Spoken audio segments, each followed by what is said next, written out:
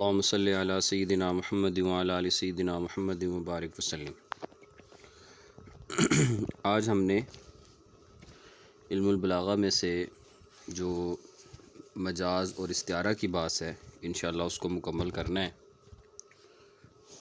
مجاز اور استعارہ کی بات اختبارات سے MCQs نمبر 102 سے شروع ہوتی ہے۔ پہلے مجاز کو بیان کیا ہے، اس کے بعد پھر استعارہ کو بیان کیا ہے۔ مجاز میں 3 طرح کا مجاز بیان کیا ہے، ایک مجاز لغوی، ایک مجاز مرسل اور ایک مجاز عقلی۔ اور استعارات کے اندر ٹوٹل جو ہے وہ 7 استعارے بیان کیے ہیں۔ استعارات کی اقسام میں سب سے پہلے استعارہ تصریحیہ اور استعارہ مکنیہ بیان کیا ہے، پھر اسی طریقے سے استعارہ اصلیہ اور طبعیہ بیان کیا ہے، اور پھر اسی طریقے سے استعارہ مرشحہ، مجردہ اور مطلقہ بیان کیا ہے۔ تو اس اعتبار سے مجاز کو دیکھا جائے تو اس کی 3 قسمیں بنتی ہیں، اور اگر استعارہ کو دیکھا جائے تو اس کی 7 اقسام ہیں۔ 3 تقسیمیں ہیں استعارہ کی، اور قسمیں جو بنیں گی وہ 7 بنیں گی۔ اور مجاز کی اصلاً تو 2 ہی تقسیم ہے، لیکن یہ ہے کہ جو ایک باریک سا فرق ہے ذرا سا، جس میں مجاز لغوی اور مجاز مرسل میں تھوڑا سا فرق ہو جاتا ہے، اور مجاز عقلی تھوڑا اس سے ہٹ کے الگ سے چیز ہے۔ یہ تو میں نے آپ کو خلاصہ بیان کر دیا آج کے اس سارے گفتگو کا۔ اب ہم شروع کرتے ہیں جی۔ سب سے پہلے اس نے مجاز لغوی کی تعریف کی ہے۔ مجاز لغوی میں اللفظ المستعمل فی غیر ما وضع له لعلاقۃ مع قرینۃ مانعۃ۔ آپ کس ٹائم جوائن ہوئی ہیں؟ آپ نے پیج نمبر نہیں سنا میں نے جب دہرایا ہے؟ توجہ سے سنا کریں، پہلے خود پیج نمبر سن لیا کریں کیا کہہ رہا ہوں۔ 102 نمبر میں نے بتایا ہے کہ MCQs نمبر علم البلاغہ سے ہے، تو آپ فوراً 102 نمبر MCQs پہ چلے جائیں جی۔ اللفظ المستعمل فی غیر ما وضع له لعلاقۃ مع قرینۃ مانعۃ من ارادۃ المعنی الحقیقی یسمى المجاز اللغوی۔ مجاز لغوی کی تعریف سب سے پہلے کی ہے، اور کہا ہے کہ مجاز لغوی وہ مجاز ہے کہ جب ہم کسی لفظ کو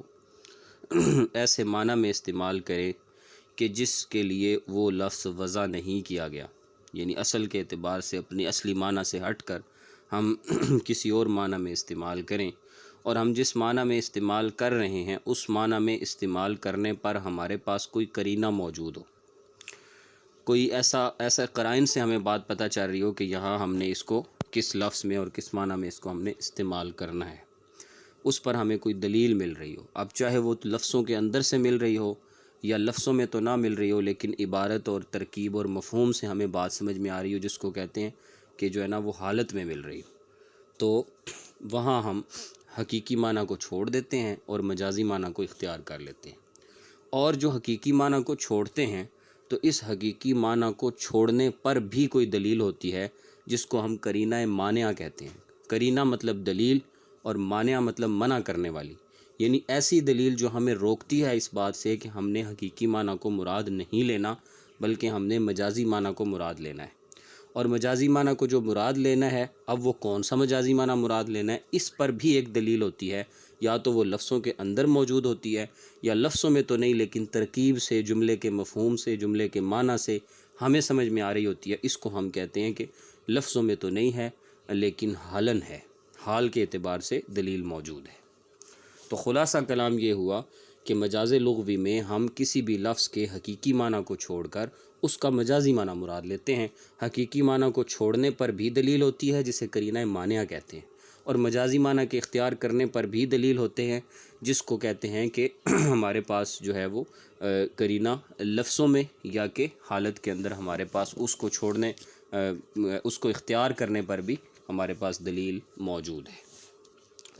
اور جیسے ہم چھوڑنے کو قرینہ کہہ دیتے ہیں نا، کہ یعنی معنی حقیقی کو چھوڑنا، اس پر قرینہ موجود ہے، تو جس کو اختیار کرنا اس کو ہم کہہ دیتے ہیں کہ ہمارے پاس یعنی علاقہ موجود ہے۔ قرینہ کا مطلب دلیل ہے، علاقہ کا مطلب تعلق ہے۔ کہتے ہیں نا فلاں کے ساتھ اس کا علاقہ ہے، تو اس کا تعلق ہے، یعنی کہ مجازی معنی کو اختیار کرنے پر، یعنی وہ جو لفظ ہے اس لفظ کا مجازی معنی وہاں ٹھیک بن رہا ہے، تو اس پر کوئی علاقہ موجود ہوتا ہے، چاہے وہ لفظوں کے اندر ہو یا لفظوں کے اندر موجود نہ ہو، بلکہ جو ہے وہ حالت کے اندر ہو، تو اس کو ہم قرینہ یعنی علاقہ یعنی حالت کا کہہ دیتے ہیں کہ اس میں لفظوں کے اندر تو موجود نہیں ہے یا یعنی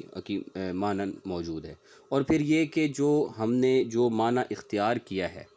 جو یعنی حقیقی معنی کو ہم نے چھوڑ کر جو مجازی معنی اختیار کیا ہے، تو وہ اس میں جو تعلق ہے، جو علاقہ ہے، وہ کبھی تو مشابہت کا ہوگا، یعنی کہ مجازی معنی میں، ٹھیک ہے جی، یعنی اور حقیقی معنی کے اندر جو ہے نا وہ مشابہت کا علاقہ موجود ہوگا، اور کبھی مشابہت کا علاقہ نہیں ہوگا بلکہ غیر مشابہت کا علاقہ ہوگا۔ اب سارا میں نے مفہوم عرض کیا ہے، اب ہم پہلے ترجمہ کریں گے، پھر اس کے بعد ہم مثالیں پڑھیں گے، تو آپ کو بات بالکل سمجھ میں آ جائے گی۔ جی، تعریف ہم نے کر لی تھی کہ وہ لفظ جس کو استعمال کیا جائے ایسے معنی میں جس کے لیے وہ وضع نہیں ہوا، کسی ایسے علاقے کی وجہ سے کہ جو علاقہ اس پر دلالت کرتا ہو، اور پھر یہ کہ وہاں پر قرینہ معنی بھی موجود ہو جو کہ یعنی ہمیں بتا رہا ہو کہ یہاں پر آپ نے حقیقی معنی کو مراد نہیں لینا، اس کو کہتے ہیں مجاز لغوی۔ 103 میں ہے جی کہ قرینہ جو معنی ہے یعنی معنی حقیقی کو مراد نہ لینے پر جو قرینہ معنی ہے، وہ قرینہ کبھی تو آپ کو لفظوں کے اندر سے ہی مل جائے گا، کبھی لفظوں سے نہیں ملے گا، بلکہ حالت بتا رہی ہوگی، کلام کی، جملے کی، مفہوم بتا رہا ہوگا کہ یہاں آپ اگر حقیقی معنی مراد لیں گے تو عبارت غلط ہو جائے گی۔ اور جو علاقہ ہے یعنی معنی حقیقی اور معنی مجازی کے درمیان جو تعلق ہے، جس کی بنیاد پہ ہم حقیقی کو چھوڑ کے مجازی کو مراد لیتے ہیں، تو وہ تعلق کبھی مشابہت کا ہوتا ہے اور کبھی غیر مشابہت کا ہوتا ہے۔ تو وہ کہہ رہا ہے کلاہما صحیح، یہ دونوں باتیں درست ہیں۔ اب اس نے مثال دی ہے کہ قامت تظللنی من الشمس نفس احب الی من نفسی، قامت تظللنی من الشمس، کہ وہ یعنی کھڑا ہوا کہ وہ سایہ دے رہا تھا سورج سے سایہ دے رہا تھا، کہ وہ ایسا انسان ہے جو کہ مجھے اپنی جان سے زیادہ محبوب ہے۔ اب یہاں پر آپ دیکھیں مجاز لغوی بن رہا ہے، ہم نے مجاز لغوی کی تعریف ذہن میں رکھیں تو ہم نے دو باتیں جو مین یہاں چیک کرنی ہوتی ہیں۔ ایک بات تو یہ کہ وہاں پر قرینہ جو ہوگا وہ قرینہ معنی موجود ہوگا حقیقی معنی کو مراد نہ لینے پر، اور دوسرا حقیقی اور مجازی معنی میں تعلق بھی ہوگا۔ اب آپ اس مثال میں دیکھیں، وہ قامت تظللنی من الشمس، کہ وہ یعنی وہ کھڑا ہوا، وہ اپنے ممدوح کو بھی سورج سے تعبیر کرتا ہے، تبھی وہ قامت مؤنث لے کر آیا ہے، کیونکہ الشمس مؤنث غیر حقیقی ہے۔ قامت تظللنی من الشمس، کہ وہ سورج کھڑا ہوا کہ مجھے سورج سے سایہ دے رہا تھا۔ اب آپ کو پتہ ہے کہ سورج جو ہے وہ دھوپ دیتا ہے، سورج سایہ نہیں دیتا، تو یہ ہمیں قرینہ معنی لفظوں کے اندر موجود ہے۔ ہم نے کہا قرینہ معنی کبھی لفظوں میں ہوگا، کبھی لفظوں میں نہیں ہوگا۔ یہاں قرینہ معنی لفظوں کے اندر موجود ہے کہ قامت تظللنی، وہ سورج کھڑا ہوا، مجھے سورج سے سایہ دے رہا تھا، تو سورج تو سایہ نہیں دیتا، سورج تو دھوپ دیتا ہے۔ تو اس لیے ہمیں پتہ چل گیا کہ یہاں جو سورج اس نے استعمال کیا ہے اپنی عبارت میں، تو یہاں اس سے مراد حقیقی سورج نہیں ہے، تو لہٰذا مجازی معنی میں ہے۔ اب مجازی معنی میں یعنی یہ لفظ استعمال ہوا، تو ہم نے اب مجازی معنی اور حقیقی معنی میں تعلق علاقہ موجود ہے، اور وہ علاقہ مشابہت کا علاقہ ہے۔ کیسے کہ سورج جو ہوتا ہے وہ بھی یعنی اونچی جگہ پر ہوتا ہے، اور وہ اپنا روشنی دیتا ہے، وہ ساری دنیا کو جو ہے وہ منور کرتا ہے، تو اسی طرح جو میرا ممدوح ہے وہ بھی ایک علو مکان میں ہے، اور وہ بھی ساری دنیا کو مختلف طرح کی آزمائشوں تکلیفوں سے بچاتا ہے، اور وہ بھی جو گویا کہ روشنی دیتا ہے، سایہ کرتا ہے۔ تو یہاں پر جو مجاز بن رہا ہے وہ مجاز لغوی بن رہا ہے۔ اگلی مثال دیکھیں، اگلی مثال بھی اس سے ملتی جلتی ہے کہ قامت تظللنی ومن عجب شمس تظللنی من الشمس، پھر اس نے وہی بات کی کہ وہ کھڑا ہوا اور وہ مجھے سایہ دے رہا تھا، اور یہ کوئی عجیب بات نہیں کہ سورج جو ہے وہ سورج سے سایہ دے رہا ہو۔ جیسے میں نے پیچھے بیان کی بات، سیم وہی بات یہاں پہ بھی ہے کہ سورج جو ہے وہ سورج سے سایہ دے رہا ہو، تو سورج سے سایہ نہیں دیتا، تو اس لیے یہاں پتہ چلا کہ پہلے شمس سے مراد سورج نہیں ہے بلکہ اس کا ممدوح ہے، ٹھیک ہے جی، اور قرینہ معنی موجود ہے کہ سورج کا سایہ دینا، تو یہ دلیل ہے اس بات کی کہ سورج سایہ نہیں دیتا، لہٰذا یہاں پہلا سورج جو ہے وہ اپنے حقیقی معنی میں نہیں ہے بلکہ مجازی معنی، اور دونوں سورجوں کے درمیان تعلق واضح ہے، اس کو کہتے ہیں مجاز لغوی۔ 107 میں ہے جی کہ فَإِنْ أَمْرَضْ فَمَا مَرِضَ استباری وَإِنْ أَحْمَمْ فَمَا حُمَّ اعتزامی، اور اگر امرض فما مرض استباری، کہ اگر میں مریض ہو جاتا ہوں تو میرا صبر جو ہے وہ تو مریض نہیں ہوتا، اور اگر میں وَإِنْ أَحْمَمُ، اور اگر مجھے بخار ہو جاتا ہے، احمم ان کی وجہ سے ہے کہ اگر مجھے بخار ہو جاتا ہے تو فما حُمَّ اعتزامی، تو میرا عزم جو ہے اس کو بخار نہیں آتا۔ تو اب دیکھیں کہ اس شعر میں متنبی نے پہلے جو میں نے پڑھا ہے دونوں شعر وہ ابن العمید کے ہیں، اور یہ جو شعر ہے یہ ابو طیب المتنبی کا ہے۔ تو وہ کہہ رہا ہے کہ فَإِنْ أَمْرَضْ فَمَا مَرِضَ اسْتِبَارِي وَإِنْ أَحْمَمْ فَمَا حُمَّ اعتزامی۔ اب آپ دیکھیں کہ اس نے ایک تو امرض کا لفظ استعمال کیا جو کہ مرض کے معنی میں ہے، مریض کو کہتے ہیں، اور احمم کا لفظ استعمال کیا جو بخار کے آنے کے معنی میں ہے، بخار کے آنے کو کہتے ہیں، اور یہ دونوں معنی ہمیں یہاں پتہ چل رہا ہے کہ اپنے حقیقی معنی میں نہیں ہے۔ کیوں؟ کیونکہ اس نے کہا کہ مریض استباری، کہ میرا صبر بیمار نہیں ہوتا۔ اب مرض کی نسبت استبار صبر کی طرف کی ہے، اور اسی طرح بخار کی نسبت اعتزام عزم کی طرف کی ہے، تو یہاں بخار کی نسبت اعتزام کی طرف اور مرض کی نسبت استبار کی طرف کرنا، یہ دلیل ہے اس بات کی کہ یہ مرض اور بخار جو ہے یہ حقیقی معنی میں نہیں ہے بلکہ مجازی معنی میں ہے۔ یعنی مراد اس سے یہ ہے کہ یعنی جب بندے کو بخار آتا ہے تو اس کی طبیعت میں نکاہت اور ضعف آ جاتا ہے، تو اسی طرح یہاں پر بھی اس نے یہ کہا ہے کہ میں خود تو بیمار ہو جاتا ہوں، پہلا امرض حقیقی معنی میں، پہلا احمم حقیقی معنی میں، اور دوسرا مرض اور حمہ مجازن اس نے کہا ہے کہ لیکن بیماری کی حالت میں بھی میرا عزم اور میرا صبر مضبوط رہتا ہے، میں باحوصلہ رہتا ہوں۔ تو اب آپ دیکھیں کہ قرینہ معنی بھی موجود ہے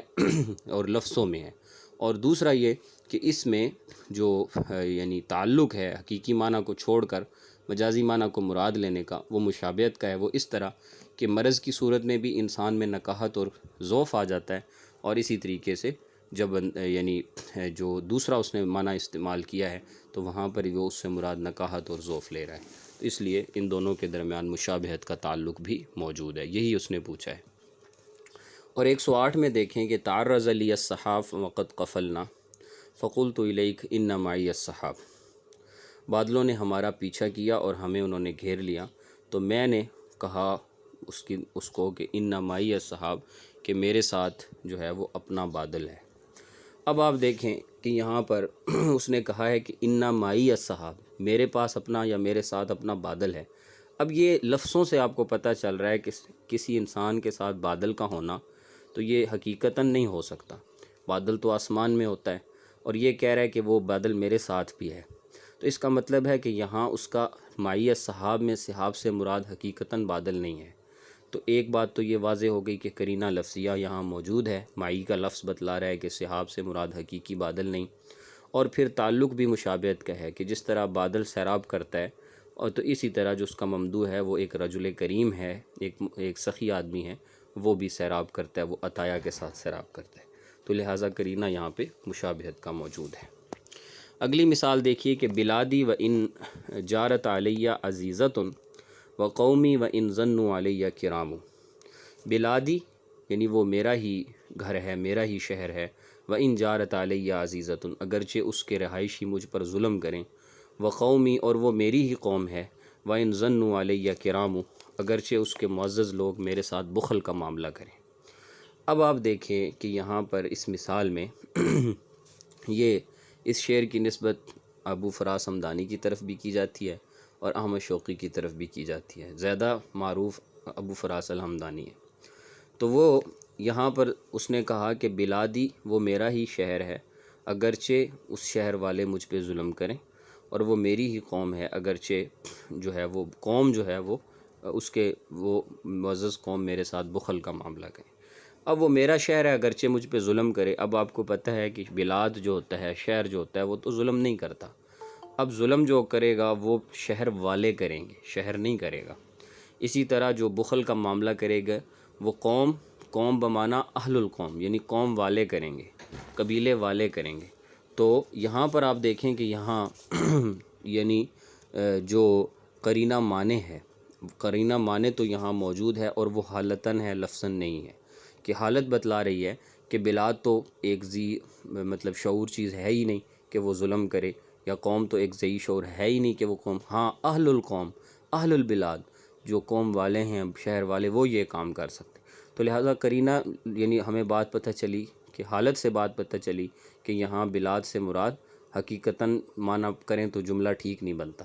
اور اسی طرح قوم کا حقیقی معنی کریں تو جملہ ٹھیک نہیں بنتا، یعنی اس نے بلاد بول کر اہل بلاد اور اس نے قوم بول کے اہل قوم کو مراد لیا ہے۔ ایک بات تو یہ طے ہو گئی۔ دوسری بات یہ کہ یہاں جو تعلق ہے، جو علاقہ ہے، وہ بھی مشابہت کا نہیں ہے۔ کیوں؟ کیونکہ جیسے پچھلی مثالوں میں ہم صحاب اور صحاب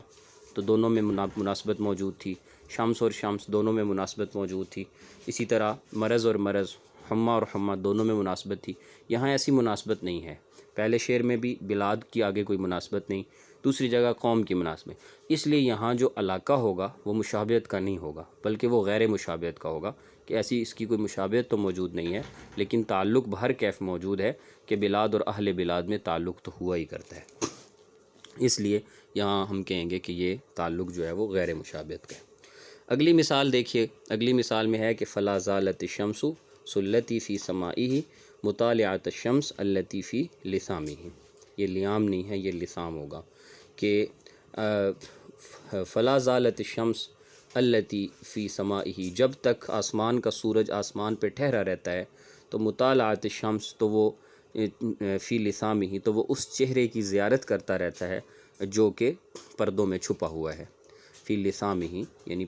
پردوں کے اندر چھپا ہوا چہرہ جو ہے اس کی وہ زیارت کرتا رہتا ہے۔ تو متنبی نے یہ شعر کہا۔ اب آپ دیکھیں کہ یہاں پر دونوں جگہ شمس آ گیا ہے، تو آپ کو فوراً پتہ چل گیا ہوگا کہ یہاں پر جو قرینہ معنی ہے قرینہ معنی ہے وہ بھی لفظوں میں موجود ہے، اور یہاں پر حقیقی اور مجازی معنی کے درمیان جو تعلق ہے وہ بھی مشابہت کا ہے، کہ دونوں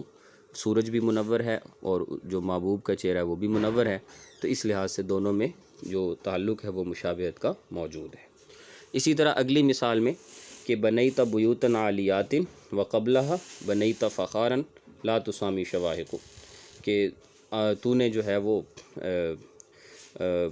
بڑے بڑے بیوتن عالیات، بڑے بڑے گھر بنائے ہیں،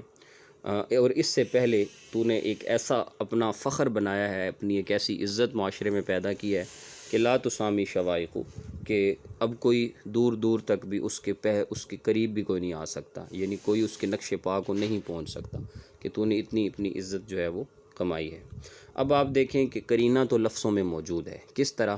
کہ جب آپ بنا کی، یعنی بنا کہتے ہیں عمارت کو بنانا، جب آپ بنا کی نسبت فخار یعنی فخر کی طرف کر دیں گے، تو فخر جو ہے وہ ایک غیر ذوی العقول میں سے ہے، یعنی ایک ایسی چیز ہے کہ جس کو یعنی حصن نہیں کیا جا سکتا، اور جو بنا ہے عمارت کا بنانا یہ حصی چیز ہے، اینٹیں لگتی عمارت بنتی ہے، تو اس لیے بنیت کی لفظ فخار کی طرف کرنا بتا رہا ہے کہ قرینہ جو ہے وہ لفظوں میں موجود ہے، کہ جو ہمیں بتا رہا ہے کہ یہاں حقیقی معنی مراد نہیں لینا، قرینہ معنی آ گیا۔ اور دوسری بات اگر آپ اسی شعر میں دیکھیں کہ اس نے کہا ہے کہ بنیت بیوتن عالیات، کہ تو نے اونچی اونچی بلڈنگ بنائی ہیں، اور اس سے پہلے تو نے اونچا فخر بھی جو ہے وہ اپنا بنایا ہے، تو لہٰذا یہاں پر جو علاقہ ہے وہ مشابہت کا ہے، کہ جس طرح اونچی بلڈنگ جو ہے وہ اونچے مرتبت ہونے کی علامت ہے، اسی طرح فخر کا بنانا بھی علو مرتبت کی علامت ہوتی ہے، تو اس لحاظ سے یہاں پر جو علاقہ بھی ہوگا وہ بھی مشابہت کا ہوگا۔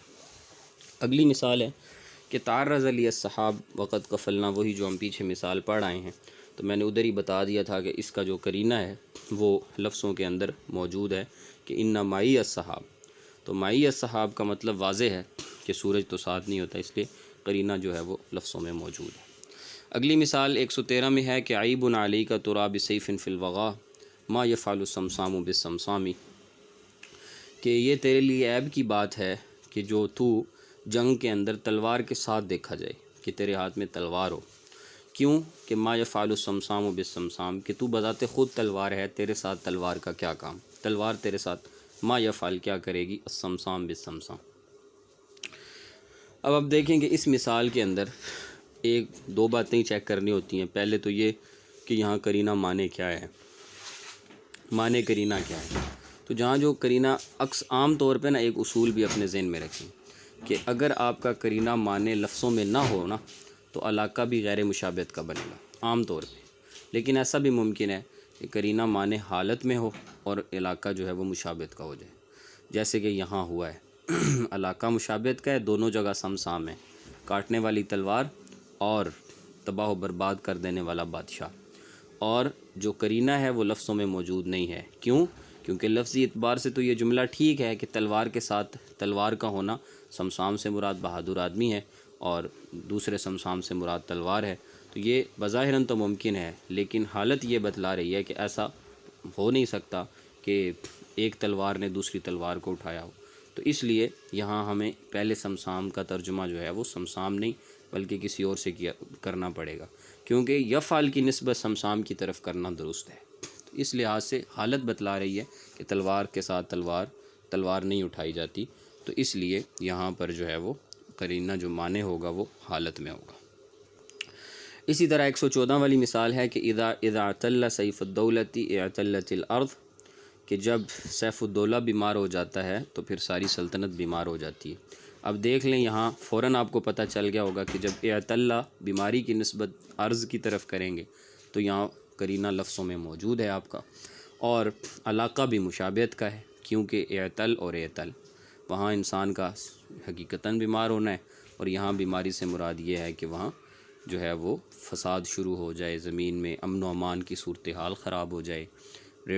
چیزوں کے ریٹ ہائی ہو جائیں، تو ظاہر ہے جب بادشاہ بیمار ہو جائے گا تو پھر رعایا جو ہے وہ اپنی منمانیاں کرے گی۔ تو یہ جو مثالیں ہیں نا جی، یہ اب تک ہم نے جو پڑھی ہیں یہ مجاز لغوی کی مثالیں۔ مجاز لغوی کو اصول ذہن میں رکھ لیں، مجاز لغوی میں حقیقی معنی کو چھوڑ دینا ہے، مجازی معنی کو اختیار کرنا ہے، اور حقیقی معنی کو چھوڑنے پر، مجازی معنی کو اختیار کرنے پر، چھوڑنے پر قرینہ معنی ہوگا، ٹھیک ہے جی، جو آپ کو اور اختیار کرنے پر علاقہ ہوگا۔ علاقہ کبھی مشابہت کا ہوگا، کبھی غیر مشابہت کا، اور قرینہ معنی کبھی لفظوں میں ہوگا، کبھی حالت۔ بس یہی 2-4 چیزیں اس میں آپ نے دیکھنی ہیں۔ مثالیں جو اس نے دی ہیں، قامت تظللنی ومن عجب شمس تظللنی من الشمس، قامت تظللنی من الشمس نفس احب الی من نفسی، اسی طرح فإن امرض فما مرض استباری وإن احمم فما حم اعتزامی، تعرض لی السحاب وقد قفلنا فقلت الیکن معی السحاب، بلادی وإن جارت علی عزیزۃ وقومی وإن ظنوا علی کرام، فلا زالت الشمس التي في سمائی وطالعت الشمس التي في لثامی، بنیت بیوتا عالیات وقبلها بنیت فخارا لا تسامی شواہق، اور اسی طرح عیب علیک ترا بسیف فی الوغا ما یفعل السمسام بالسمسام اذا اعتل سیف الدولہ اعتلت الارض۔ تو یہ مثالیں جو ہیں انہوں نے مجاز لغوی کی دی ہیں۔ اب یہاں سے اس نے نیکسٹ جو ہے وہ استعارہ کو شروع کیا ہے، اور استعارہ کو شروع کر کے پہلے وہ استعارہ کی تفصیل عرض کرے گا، اور اس کے اندر ہی ضمناً جو ہے وہ پھر جو مجاز مرسل اور مجاز عقلی کی جو بحث ہے اس کو بھی، چونکہ وہ اس سے ریلیٹڈ ہے۔ مجاز لغوی جو ہے نا وہ بالکل ہٹ کے ایک چیز ہے، اور وہ استعارے کے ضمن میں ہی بحث آ جائیں گی۔ اب آپ یہ بات پڑھ چکے، مجاز اور حقیقت کی بحث آپ نے پڑھ لی۔ اب 115 سے اس نے الاستعارہ التی صرح فیہا بلفظ المشبہ بہ تسمى تصریحیہ، یہاں سے اس نے ڈائریکٹ جو ہے وہ استعارہ کو شروع کر دیا ہے، ٹھیک ہے۔ استعارہ کا کیا مطلب؟ استعارہ کا بذات خود مطلب یہ ہے کہ آپ جو ہے وہ ایک عبارت ذکر کرتے ہیں، ہے اصلاً وہ بھی مجازی، جس طرح مجاز میں ہم حقیقی معنی کو چھوڑتے ہیں اور مجازی معنی کو مراد لے لیتے ہیں، لیکن استعارہ میں یہ ہوتا ہے کہ وہاں پر مشبہ اور مشبہ بہ میں سے کوئی ایک چیز حذف ہوتی ہے، دوسری جو ہے وہ موجود ہوتی ہے، تو ہم پھر اس سے آئیڈیا لگاتے ہیں کہ دوسری چیز کون سی ہے، اور وہ اس پر پہلی چیز پر دلالت کر رہی ہوتی ہے، اور وہاں سے ہم نے نتیجہ نکالنا ہوتا ہے۔ دیکھیں، اگر تو استعارہ کے اندر مشبہ بہ، آپ نے مشبہ اور مشبہ بہ تشبیہ میں پڑھ لیا ہے، تو اگر مشبہ بہ کا ذکر صراحتاً ہوگا تو وہ استعارہ تصریحیہ کہلائے گا، اور اسی طریقے سے اگر مشبہ بہ حذف ہوگا اور اس کا کسی جزء لازم کا ذکر ہوگا تو وہ استعارہ مکنیہ کہلائے گا۔ استعارہ کیا چیز؟ 115 جی۔ استعارہ جو ہے اس لحاظ سے اس کی 2 اقسام بنتی ہیں۔ ایک استعارہ یہ پہلی قسم ہے کہ مشبہ بھی کو حذف کرنے کے اعتبار سے اور ذکر کرنے کے اعتبار سے استعارہ کی دو قسمیں بنتی ہیں، ایک کو استعارہ تصریحیہ کہتے ہیں اور دوسرے کو استعارہ مکنیہ کہتے ہیں۔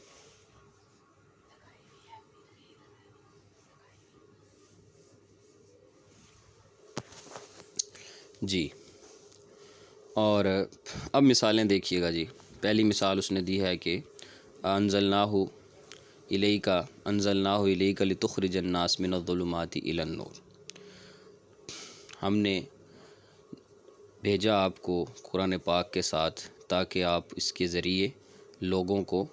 جو ہے وہ اندھیروں سے نکال کر روشنی کی طرف لے آئیں۔ اب آپ دیکھیں یہاں ظلمات سے مراد حقیقتاً ظلمات تو نہیں ہوگا، کہ ایسا تو نہیں ہے کہ ایک چیز جو ہے وہ آپ ظلمات سے نکال کر روشنی کی طرف لے آئیں، اس کو ایسا حقیقتاً تو نہیں ہوگا، تو لہٰذا مجازاً ہوگا۔ یہاں حقیقتاً تو نہیں ہوگا، تو اس لیے ایک دیکھیں نا، جو بھی استعارہ ہوگا وہ مجاز لازمی ہوگا، تو یہاں ظلمات سے مراد حقیقتاً ظلمات نہیں ہے بلکہ اس سے مراد گمراہی ہے، اور دونوں میں علاقہ موجود ہے کہ جس طرح انسان جو ضلالت میں ہوتا ہے، گمراہی میں ہوتا ہے، تو وہ یعنی گمراہی یوں ہی ہے جیسے اندھیرا ہے، اور جو نور روشنی ہے وہ ایسے ہے جیسے حق ہے۔ تو یہاں ظلمات بول کر ضلال مراد لیا اور نور بول کر ہدایت مراد لی ہے، تو لہٰذا اس اعتبار سے دیکھا جائے تو اس کے اندر جو ہے وہ مجاز بھی بن رہا ہے، اور اس میں استعارہ تصریحیہ ہے۔ تصریحیہ اس لیے ہے کہ اس میں ظلمات اور نور کو کے ساتھ جو ہے نا وہ تشبیہ دی گئی ہے ضلال اور ہدا کو، اور جو مشبہ بھی ہے اس کو عبارت میں ذکر کر دیا گیا ہے، لفظوں میں واضح کر دیا گیا ہے، تو جب مشبہ بھی لفظوں میں موجود ہوتا ہے تو اس کو استعارہ تصریحیہ کہتے ہیں۔ جی، اگلی مثال دیکھیے گا 119 والی۔ فلم ارى قبلی من مشی البحر نحوہ ولا رجلا قامت تعانقہ الاسد۔ فلم ارى قبلی من، میں نے نہیں دیکھا اس سے پہلے کہ من مشی البحر نحوہ، کہ وہ شخص کہ مشی البحر نحوہ، کہ جو یعنی کسی شخص کو میں نے دیکھا ہو کہ جو سمندر کی طرف چل کے آ رہا ہو، ولا رجلا، یا سمندر اس کی طرف چل کے آ رہا ہو، ولا رجلا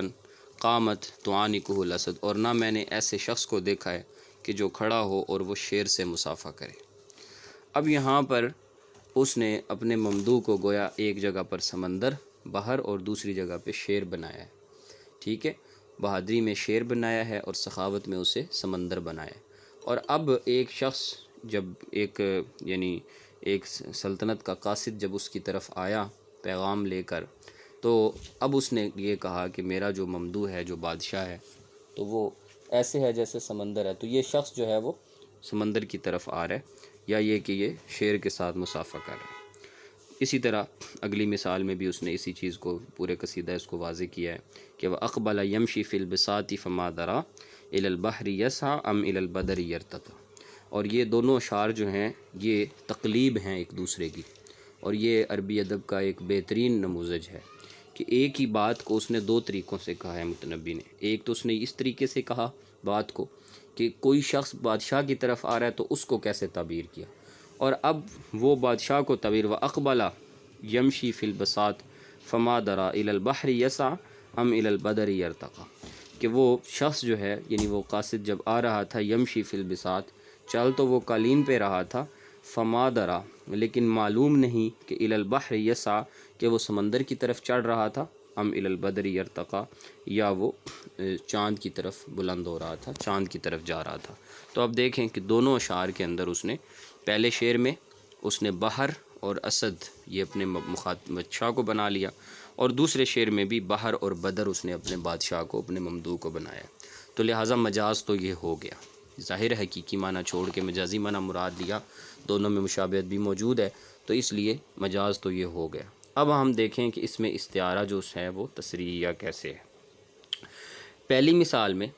اس نے اپنے ممدوح کو تشبیہ دی ہے بحر کے ساتھ اور ایک جگہ اسد کے ساتھ، کہ ظاہر ہے جب میں اپنے ممدوح کے پاس جا رہا ہوں تو گویا ایسے ہے جیسے کہ میں سمندر کے طرف چل کے جا رہا ہوں، اور میں اپنے ممدوح کے ساتھ گلے مل رہا ہوں تو ایسے ہے کہ میں شیر کا معانقہ کر رہا ہوں، اور اسی طرح دوسری شعر میں بھی ایسا ہی ہے۔ تو لہٰذا مشبہ کو اس نے محذوف کیا یعنی اپنے بادشاہ کو، اور مشبہ بھی کو دونوں جگہ اس نے ذکر کیا ہے، اس لحاظ سے ان دونوں مثالوں میں استعارہ تصریحیہ بنتا ہے۔ اگلی مثال ہے جی کہ ربی انی وہن العظم منی واشتعل الرأس شیبہ، کہ اے میرے رب میری ہڈیاں جو ہیں وہ کمزور ہو چکی ہیں اور میرا سر واشتعل یعنی اشتعل کا مطلب ہوتا ہے کسی چیز کا بھڑکنا، یعنی شعلے کا بھڑک پڑنا، تو اشتعل الرأس شیبا کہ میرے سر میں جو سفیدی ہے وہ بھڑک رہی ہے، بھڑک پڑی ہے، اور اشتعال جو ہے یہ آگ کی صفت ہے، اب دیکھ لیں۔ اب یہاں پر اس مثال میں جو ہے وہ استعارہ تصریحیہ نہیں ہے بلکہ استعارہ مکنیہ ہے۔ وہ کیسے؟ کہ گویا کہ اس نے کیا کیا ہے، اس نے یعنی اس قرآن کی اس آیت میں حضرت زکریا علیہ السلام جو ہے وہ کہنا کیا چاہ رہے ہیں، وہ کہتے ہیں کہ میرا سر جو ہے وہ سفید ہو گیا۔ اب انہوں نے براہ راست نہیں کہا سر سفید ہونا، بلکہ انہوں نے واشتعل الرأس شیبا، اشتعال کا لفظ کہ میرے سر میں سفیدی جو ہے وہ بھڑک رہی ہے، اور اشتعال جو ہے یہ صفت ہے آگ کی۔ گویا کہ انہوں نے اپنے سر کو ایک چولہے کے ساتھ تشبیہ دی ہے، ٹھیک ہے، اپنا راس جو ہے اس کو انہوں نے تشبیہ دی ہے، کس کے ساتھ جی؟ چولہے کے ساتھ، اور جو اس کا مشبہ بھی ہے جس کے ساتھ انہوں نے تشبیہ دی ہے، یعنی کہ الراس کو جس کے ساتھ تشبیہ دی ہے وہ چولہا ہے، وہ موقد ہے، اس کو مشبہ بھی کہتے ہیں۔ مشبہ بھی محذوف کر دیا ہے، لیکن مشبہ بھی کو جو جزو لازم ہے، یعنی چولہے کو لازم کیا ہے؟ آگ کا بھڑکنا، اشتعال، ٹھیک ہے، یہ چولہے کے لیے لازم و ملزوم ہے، تو لہٰذا اس کا جزو لازم اشتعال کو ذکر کر دیا، موقد کو حذف کر دیا، تو یا تو یوں کہہ دیتے کہ اشتعال الموقد شیبہ، اور گویا کہ وہ موقد سے مراد سر لیتے اور سر میں سفیدی کے جو ہے وہ بھڑک رہی ہے، چولہے میں سفیدی بھڑک رہی ہے، تو موقد جو ہے اس کو حذف کیا، اس کے جزو لازم کو ذکر کیا اشتعال کو، اور جو ہے وہ اس اعتبار سے مشبہ بھی معذوف، مشبہ بھی کا جزو لازم وہ مذکور ہے، تو لہٰذا یہ استعارہ مکنیہ ہوگا۔ ابھی ہم نے تعریف میں یہی بات پڑھی ہے جی، تو یہ استعارہ کیا ہو جائے گا؟ مکنیہ ہو جائے گا۔ اگلی مثال ہے جی 122 والی۔ 122 میں ہے کہ اتتہ الخلافۃ منقادۃ الیہ تجرر اذیالہ، کہ خلافت جو ہے وہ اس کے پاس منقادتاً کا مطلب جس کو نکیل ڈال کے لایا جائے، تو اس کے پاس جو ہے وہ گویا کہ تابع بن کر ذلیل و خوار ہو کر اس کی طرف آ گئی، الیہ اس کی طرف، کہ تجرر اذیالہ، اس کی کیفیت کیا تھی کہ وہ اپنے اذیال کو یعنی اپنے دامنوں کو جو ہے وہ گھسیٹ رہی تھی، اپنے دامنوں کو سمیٹتی ہوئی تابع بن کر اس بادشاہ کے پاس خود آ گئی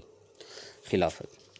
یہاں پہ بھی استعارہ جو بن رہا ہے نا وہ استعارہ مکنیہ بن رہا ہے۔ اب دیکھیں کہ اس نے خلافت کو بارے میں یہ کہا کہ گویا کہ خلافت کے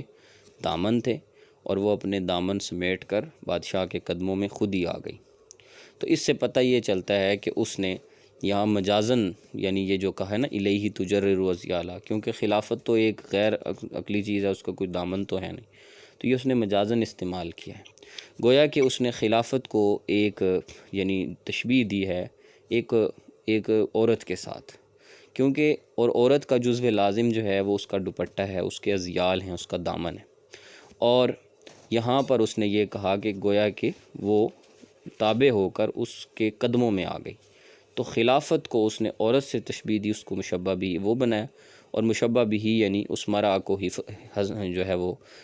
کر دیا حذف، اور اس کا جو جزو لازم تھا یعنی اذیال یعنی اس کا دامن اس کو ذکر کیا، تو لہٰذا یہاں پہ بھی استعارہ کیا ہوگا؟ مکنیہ ہوگا۔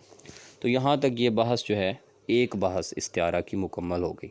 یعنی استعارہ کی مشبہ بھی کو حذف کرنے اور ذکر کرنے کے لحاظ سے دو قسمیں ہیں۔ پہلی قسم کو اگر ذکر کیا جائے تو استعارہ تصریحیہ کہتے ہیں، اور اگر مشبہ بھی کو حذف اور اس کے کسی جزو لازم کو ذکر کیا جائے تو اسے استعارہ مکنیہ کہتے ہیں۔ اور پہلی صورت کے اندر جو ہے وہ اس نے مثالیں دی قرآن کی آیت سے، انزلناہ الیک لتخرج الناس من الظلمات الی النور، اور دو شعر فلم ارى قبلی من مشی البحر نحوہ اور واقبل یمشی فی البساط فما درا والے، یہ دونوں شعر، اور دوسری مکنیہ میں اس نے دو مثالیں دی، ایک مثال دی اس نے واشتعل الرأس شیبہ سے، اور دوسری مثال اتتہ الخلافۃ منقادۃ الیہ تجرر اذیالہ۔ آگے 123 ہے جی، یہاں سے استعارہ کی دوسری بات شروع ہو رہی ہے، اور یہ ہے استعارہ میں جو استعمال ہونے والا لفظ ہے وہ لفظ کیسا ہے۔ اس لحاظ سے استعارہ کی دو قسمیں بنتی ہیں کہ اگر یعنی وہ لفظ جس لفظ میں استعارہ جاری ہوا ہے اگر تو وہ لفظ اس میں جامد ہے تو پھر استعارہ اصلیہ ہوگا، اور اگر وہ لفظ اس میں جامد نہیں ہے بلکہ وہ مشتق ہے یا پھر وہ فعل ہے، یا فعل ہے یا مشتق ہے، اسماء مشتقات میں سے ہے، یعنی فعل سے نکلا ہوا ہے، جیسے اس میں فاعل ہے، اس میں مفعول ہے، صفت مشبہ ہے، اسم تفضیل ہے، مصدر ہے، تو پھر جو ہے وہ کیا ہوگا جی، وہ استعارہ تبعیہ ہوگا۔ اگر تو اس میں جامد استعمال ہوا، اس میں جامد وہ اسم ہوتا ہے کہ جس سے آگے صرف صغیر یا صرف کبیر نہ بنائی جا سکے، اسے ہم اس میں جامد شمار کرتے ہیں، اور اگر اس کی بنائی جا سکے جیسے کہ فعل ہے، اب زاربا سے زاربا، زاربو، زاربا تو ہم بنا سکتے ہیں، اس میں فاعل، اس میں مفعول ہے، مفعول مفعولان مفعولون بنا سکتے ہیں، مصدر ہے، اسی طرح صفت مشبہ ہے، تو ہم ان سب کو یعنی اس سے آگے حروف الفاظ جوڑ کے بنا سکتے ہیں، ان کی صرف صغیر و کبیر بنا سکتے ہیں، تو اس صورت میں جو وہ استعارہ ہوگا وہ استعارہ تبعیہ کہلائے گا۔ اور ایک بات اور ذہن میں رکھیں جو آپ کے کنفیوژن پیدا کرتی ہے، وہ یہ ہے کہ جو بھی استعارہ اصلیہ اور طبعیہ ہوگا یہ استعارہ تصریحیہ اور مکنیہ کے ساتھ جمع ہو سکتا ہے اور ہوتا ہے۔ عام طور پہ جس مثال میں آپ استعارہ یعنی ہر مثال میں استعارہ کی ہر مثال میں ہر استعارہ اصلیہ بھی ہو سکتا ہے اور طبعیہ بھی، کیونکہ اس کا اس بات سے تو تعلق ہے نہیں کہ مشبہ کو حذف کرنا یا مشبہ بھی کو حذف کرنا یا اس کے جزء لازم کو ذکر کرنا یا حذف کرنا، اس سے تو تعلق نہیں، اس کا تعلق ہے الفاظ کے ساتھ، تو لہٰذا ظاہر ہے الفاظ میں اگر فعل آ گیا ہے تو آٹومیٹکلی اس نے طبعیہ بھی ہو جانا ہے، ایک استعارہ مکنیہ بھی ہو سکتا ہے اور ساتھ میں طبعیہ بھی ہو سکتا ہے، جیسے واشتعل اور راس شیبہ میں آپ دیکھ لیں کہ اشتعل فعل استعمال ہوا ہے، اشتعل، اشتعلا، اشتعلو اس فعل استعمال ہوا، اس لحاظ سے یہ دونوں طرح استعارہ ہو سکتا ہے، اس میں کوئی حرج کی بات نہیں۔ تو اس طرح ہر وہ مثال جو ایسے استعمال ہوگی تو وہ یوں بھی ہو سکتی ہے۔ 125 میں دیکھیے گا جی، مثال دی ہے کہ حملت الیہ من لسانی حدیقتاً سقاها الحجا سقی الریاض الصحائبی۔ حملت الیہ من لسانی حدیقتاً، کہ میں اپنے ممدوح کے پاس اٹھا کر لایا، حمل اٹھا کر لانا، اپنی زبان میں یعنی باغ، حدیقہ ایک باغ اٹھا کر لایا، سقاها الحجا جس کو سیراب کیا تھا عقل نے، کیسے؟ ایسے سیراب کیا جیسے کہ سقی الریاض الصحائب، جیسے ریاض یعنی باغ کو، ریاض بھی باغ کو کہتے ہیں، حدیقہ بھی باغ کو کہتے ہیں، جس باغ کی یعنی باؤنڈری وال ہوتی ہے اور جس کی باغ کی جو ہے نا وہ جس کے اندر یعنی اس کی پوری ترتیب بنائی ہوئی ہو اس کو ریاض کہتے ہیں، اور جس کی نہ ہو اس کو حدیقہ کہتے ہیں۔ تو جیسے کہ ریاض کو بادل سیراب کرتے ہیں، اس طرح میں نے جو میں اپنی زبان میں باغ اٹھا کر لایا نا، اس کو میں نے اپنی عقل سے سیراب کیا۔ اب آپ دیکھیں کہ یہاں اس نے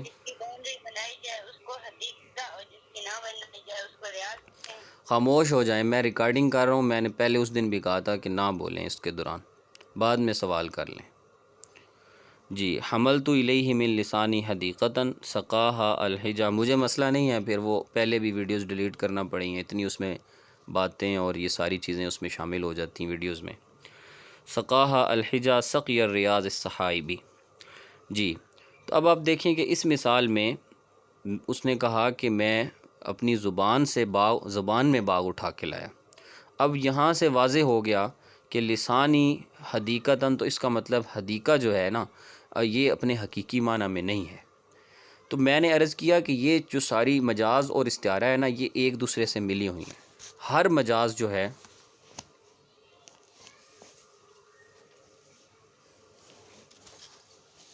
ہر مجاز جو ہوگا نا جی وہ استعارہ میں جاری لازمی طور پر ہوگا، مجاز تو لازمی جاری ہوگا۔ جیسے یہاں پر آپ دیکھیں کہ حدیقہ جو ہے تو یہ اپنے حقیقی معنی میں نہیں ہے، تو لہذا مجاز تو یہاں بھی جاری ہو گیا، اور یہ مجازن اس نے حدیقہ بولا ہے، مراد اس سے جو ہے وہ کلام کے موتی ہیں، یعنی کلام کے پھول ہیں جو کہ وہ لے کر آیا، یعنی اپنے ممدوح کے لیے وہ عمدہ اشعار لے کر آیا، تو میں اٹھا کر لایا اپنی زبان میں عمدہ اشعار حدیقہ سے مراد عمدہ پھول یعنی شاعری کے پھول، جس کو عقل میری نے سیراب کیا۔ یہ دلیل بھی ہے اس بات پر کہ یہاں مراد شاعری والے پھول ہیں۔ تو دوسرا اس نے کہا کہ جیسے ریاض کو صحائب جو ہے وہ سیراب کرتے ہیں۔ تو اب آپ دیکھیں کہ یہاں پہ ایک تو استعارہ مکنیہ اور اصلیہ ہے، مکنیہ اور اصلیہ ہے۔ کیسے جی؟ اس نے کہا کہ حملت الیہ من لسانی حدیقتاً سقاہا الحجا سقی الریاض الصحائبی۔ اس کے اندر استعارہ یعنی پہلی جو مثال ہے الحدیقہ والی جو مثال ہے، اس میں اس نے حدیقہ کو کے ساتھ تشبیہ دی ہے، کس کو جی؟ اپنے اشعار کو، ٹھیک ہے، اور اشعار کے مجموعے کو۔ تو لہٰذا اس نے مشبہ بہ کو ذکر کر دیا ہے اور مشبہ کو اس نے حذف کیا ہے، تو اس لحاظ سے یہ استعارہ تصریحیہ ہے۔ اور پھر حدیقہ کا جو لفظ ہے، یہ لفظ اس میں جامد ہے، ٹھیک ہے جی، حدیقہ سے تو آپ کوئی اس طرح گردان نہیں بنا سکتے، تو لہٰذا اس میں استعارہ تصریحیہ بھی جاری ہو گیا اور اصلیہ بھی جاری ہو گیا۔ اور دوسری جگہ پر دیکھیں کہ اس نے کہا کہ سقاہا الحجا، سیراب کیا اس کو عقل نے، ٹھیک ہے۔ اب آپ کو پتہ ہے کہ عقل تو سیراب نہیں کرتی، اس کو عقل نے سیراب کیا تو عقل تو سیراب نہیں کرتی، تو ہمیں پتہ چلا کہ یہاں پر الحجا، حجا جو ہے نا عقل، یہ بھی اپنے اصلی معنی میں نہیں ہے، کیونکہ سیراب تو بادل کرتے ہیں، اور بادل جو سیراب کرتے ہیں، سقا کرتے ہیں، تو اس یعنی بادل جو ہے گویا کہ وہ مشبہ بہ ہے، اور اس کا جو سیراب کرنا، بادلوں کا سیراب کرنا، یہ اس کو جزو لازم ہے۔ ظاہر ہے جب بھی بادل برستے ہیں تو سیراب کرتے ہیں، تو لہٰذا اس کے جزو لازم یعنی سقا کو ذکر کر دیا، اور مشبہ بہ یعنی سحاب کو حذف کر دیا، ٹھیک ہے جی۔ تو مشبہ بہ کو حذف کیا اور مشبہ کو اور اس کے جزو لازم کو ذکر کیا، تو اس لحاظ سے یہ استعارہ کیا ہو گیا؟ مکنیہ ہو گیا۔ ہم نے پڑھا نا پچھلی مثالوں میں کہ مشبہ بہ کو حذف کیا جائے اور اس کے جزو لازم کو ذکر کیا جائے تو وہ استعارہ مکنیہ کہلاتا ہے، تو یہ استعارہ مکنیہ ہو گیا۔ اور پھر یہ کہ الحجا جو ہے یہ اس میں جامد ہے، اس میں کوئی گردان جاری نہیں ہوگی، تو اس لحاظ سے یہ استعارہ اصلیہ بھی ہو گیا۔ تو لہٰذا یہاں پر استعارہ مکنیہ اور اصلیہ بھی ہے، تصریحیہ اور اصلیہ بھی ہے، تو کلاہما سے ہی یہ دونوں باتیں درست ہیں۔ اگلی مثال دیکھیے گا جی 126 والی، کہ انت فی حضراء ضاحکۃ من بکاء العارض الحتنی۔ یہ لفظ ہین نہیں ہے، یہ لفظ حتنی ہے، حتن ہے، یہ موسلا دھار بارش کا برسنا۔ کہ انت فی حضراء ضاحکۃ، کہ آپ ایک ایسے خضراء میں ہیں، خضراء سرسبز و شاداب یعنی باغ میں ہیں، کہ ضاحکہ جو مسکرا رہا ہے، اور من بکاء العارض الحتن، اور پھر یہ کہ وہ جو ہے وہ من عارض الحتن، اور وہ یعنی رونے والے کے رونے سے، من بکاء العارض یعنی رونے والے کے رونے سے جو ہے وہ حتینی، وہ اس پہ برس بھی رہا ہے، برسا بھی رہا ہے اپنے، اور اس کو سیراب بھی کر رہا ہے، ٹھیک ہے جی۔ اب یہاں اس مثال میں آپ دیکھیں کہ استعارہ جو ہے وہ تصریحیہ اور تبعیہ بنتا ہے۔ استعارہ تصریحیہ اس طرح بنتا ہے کہ یہاں پر اس نے کہا کہ انت فی خضراء ضاحکۃ من بکاء العارض الحتین۔ ایک تو یہ کہ ضاحکہ اس نے بولا کہ یعنی آپ ایک ایسے باغ میں ہیں جو کہ مسکرا رہا ہے، ٹھیک ہے جی۔ اب ایسا تو نہیں ہوتا کہ حقیقتاً مسکرانا تو یہ باغ کے لیے ممکن نہیں ہے، یعنی مراد اس سے یہ ہے کہ وہ سرسبز و شاداب ہے، تو سرسبز و شادابی کو تشبیہ دی ہے ضاحکہ کے ساتھ، یعنی مسکرانے کے ساتھ، ٹھیک ہے۔ تو مشبہ بہ کو ذکر کیا ہے اور مشبہ کو حذف کر دیا ہے، تو اس کو کہیں گے کہ یہ استعارہ تصریحیہ ہے۔ اور پھر جو ضاحک ہے، ضاحکہ، ضاحکن، ضاحکانی، ضاحکونہ، ٹھیک ہے، ضاحکتن، تو ضاحکتن جو ہے یہ مسکرانے والی، تو یہ اس میں فاعل ہے، تو لہٰذا یہ اسماء مشتقات میں سے ہے، تو لہٰذا یہ اس میں استعارہ تبعیہ ہوگا۔ کیوں؟ کیونکہ یہاں جو جس لفظ میں استعارہ جاری ہوا ہے وہ لفظ جامد نہیں ہے، بلکہ وہ لفظ کیا ہے؟ وہ لفظ مشتق ہے۔ انہوں نے کہا یا فعل ہو یا مشتقات میں سے ہو، تو لہٰذا اس میں استعارہ تصریحیہ اور تبعیہ جاری ہوگا۔ اچھا، اسی طریقے سے جو اگلی ہے نا، یعنی یہاں انہوں نے دیا تو نہیں ہے، اس پہ انہوں نے ٹک کر دیا ہے، لیکن من بکاء العارض الحتنی، تو اس میں بھی استعارہ جو ہے نا بکاء العارض ذی الحاتینی میں بھی جو ہے وہ استعارہ یوں جاری ہو سکتا ہے کہ یہاں بکا جو ہے نا، اس سے مراد حقیقتاً رونا نہیں ہے، بلکہ اس سے مراد جو ہے وہ نزول مطر ہے، یعنی بارش کے قطرات کا اترنا ہے، اور اس کی دلیل یہ ہے کہ وہ بارش کے قطرات ہیں جو کہ اس باغ کو مسلسل سیراب کر رہے ہیں۔ تو لہٰذا یہاں اس نے کیا کیا کہ یعنی جو نزول مطر ہے وہ اس کا مشبہ تھا، اور اس نے جو ہے وہ اس مشبہ کو یعنی حذف کر دیا، اور مشبہ بھی یعنی بکا العارض اس کو اس نے ذکر کر دیا۔ تو اس لحاظ سے جو ہے وہ اس میں استعارہ جو ہے وہ تصریحیہ ہو گیا، یعنی مشبہ کو ذکر کیا، مشبہ بھی کو حذف کیا، اور پھر یہ چونکہ اس میں جامد تھا اس لحاظ سے اس میں استعارہ اصلیہ بھی ہو گیا۔ اگلی مثال دیکھیے گا جی کہ اذا ما صافح الاسماع یوما تبسمت الضمائر والقلوب، کہ اذا ما صافح الاسماع یوما تبسمت الضمائر والقلوب، کہ جب کسی دن آپ کے کان جو ہے وہ مصافحہ کر لیں گے، اذا ما صافح الاسماع یوما، کسی دن آپ کے کان جب مصافحہ کریں گے اس سے، تو تبسمت الضمائر والقلوب، تو آپ کا کے ضمائر یعنی آپ کا اندر بھی کھل اٹھے گا اور آپ کا دل بھی مسکرا اٹھے گا۔ یعنی بعض لوگ ایسے ہوتے ہیں نا کہ جن کی گفتگو آپ سنتے ہیں تو آپ کی طبیعت خوش ہو جاتی ہے، تو یہ تبسمت الضمائر سے مراد ضمیر پوشیدگی کو کہتے ہیں نا، اندر کی حالت، تو وہ بھی مسکرا اٹھے گی اور آپ کا قلوب جو ہے دل بھی مسکرا اٹھیں گے۔ اب آپ دیکھیں کہ اس مثال یہاں پر صافح الاسماع، کان مصافحہ کریں گے، کان تو مصافحہ نہیں کرتے، یعنی یہاں کانوں کے مصافحہ کرنے سے مراد کیا ہے؟ یہ مجازن بولا ہے نا، مراد اس سے یہ ہے اشعار کا سننا، کہ جب آپ کے کان اس شخص کے اشعار کو سنیں گے تو لہٰذا یعنی اس سے مراد جو ہے وہ اشعار کا سننا اس سے مراد ہے، اس سے مراد حقیقتاً مصافحہ نہیں ہے۔ تو لہٰذا ایک بات تو یہ ہو گئی کہ یہاں صافح الاسماع میں صافحہ سے مراد حقیقتاً صافحہ نہیں ہے، بلکہ یعنی اس کو مشبہ بھی بنایا ہے، اور مشبہ جو ہے وہ اسماء یعنی کہ جو ہے وہ یعنی اشعار کے سننے کو بنایا ہے۔ تو لہٰذا اس لحاظ سے اس میں جو ہے وہ استعارہ تصریحیہ جاری ہو گیا، اور پھر یہ کہ چونکہ صافحہ جو ہے نا بذات خود یہ فعل ہے، صافحہ یصافح مصافحۃً باب مفاعلہ سے، تو لہٰذا یہ استعارہ تبعیہ بھی ہے۔ آگے جو ہے نا اس نے کہا کہ تبسمت الضمائر والقلوب، ضمائر بھی مسکرا پڑیں گے اور قلوب بھی۔ تو یہاں اس نے ضمائر جو ہے، ضمائر جو اس نے بولا ہے لفظ تو اس نے ضمائر بولا ہے، ضمائر و قلوب بولا ہے، لیکن یہاں اس نے ضمائر سے مراد جو ہے وہ حقیقتاً ضمائر نہیں لیا، بلکہ یعنی تبسم کے ساتھ اس کی طرف نسبت کر دی ہے ضمائر اور قلوب کی۔ اب جو اندر کی حالت ہوتی ہے اس کا مسکرانا یا دل کا مسکرانا، یہ حقیقتاً نہیں ہوتا، بلکہ یہ کسی انسان کے ذیل میں ہوتا ہے، یعنی مطلب ہم اگر یہ کہتے ہیں کہ فلاں شخص جو ہے وہ خوش ہے، تو انسان خوش ہوگا تو اس کا مطلب دل خوش ہوگا نا، اگر انسان ہی نہ ہو تو اکیلے دل کو کیسے خوش کیا جا سکتا ہے یا اسے خوش دیکھا جا سکتا ہے، یا ایک اکیلی کیفیت کو ضمائر کو کیسے خوش کیا جا سکتا ہے، تو یہ ممکن نہیں ہے۔ تو اس لحاظ سے یعنی یہاں جو ضمائر ہے اور قلوب ہیں، تو یہاں پر یعنی گویا کہ ان کو یعنی مشبہ بھی کو حذف کیا، ان کو یعنی نسب بنایا گیا، ان کو تشبیہ دی گئی ہے یعنی انسان کے ساتھ، ٹھیک ہے، اور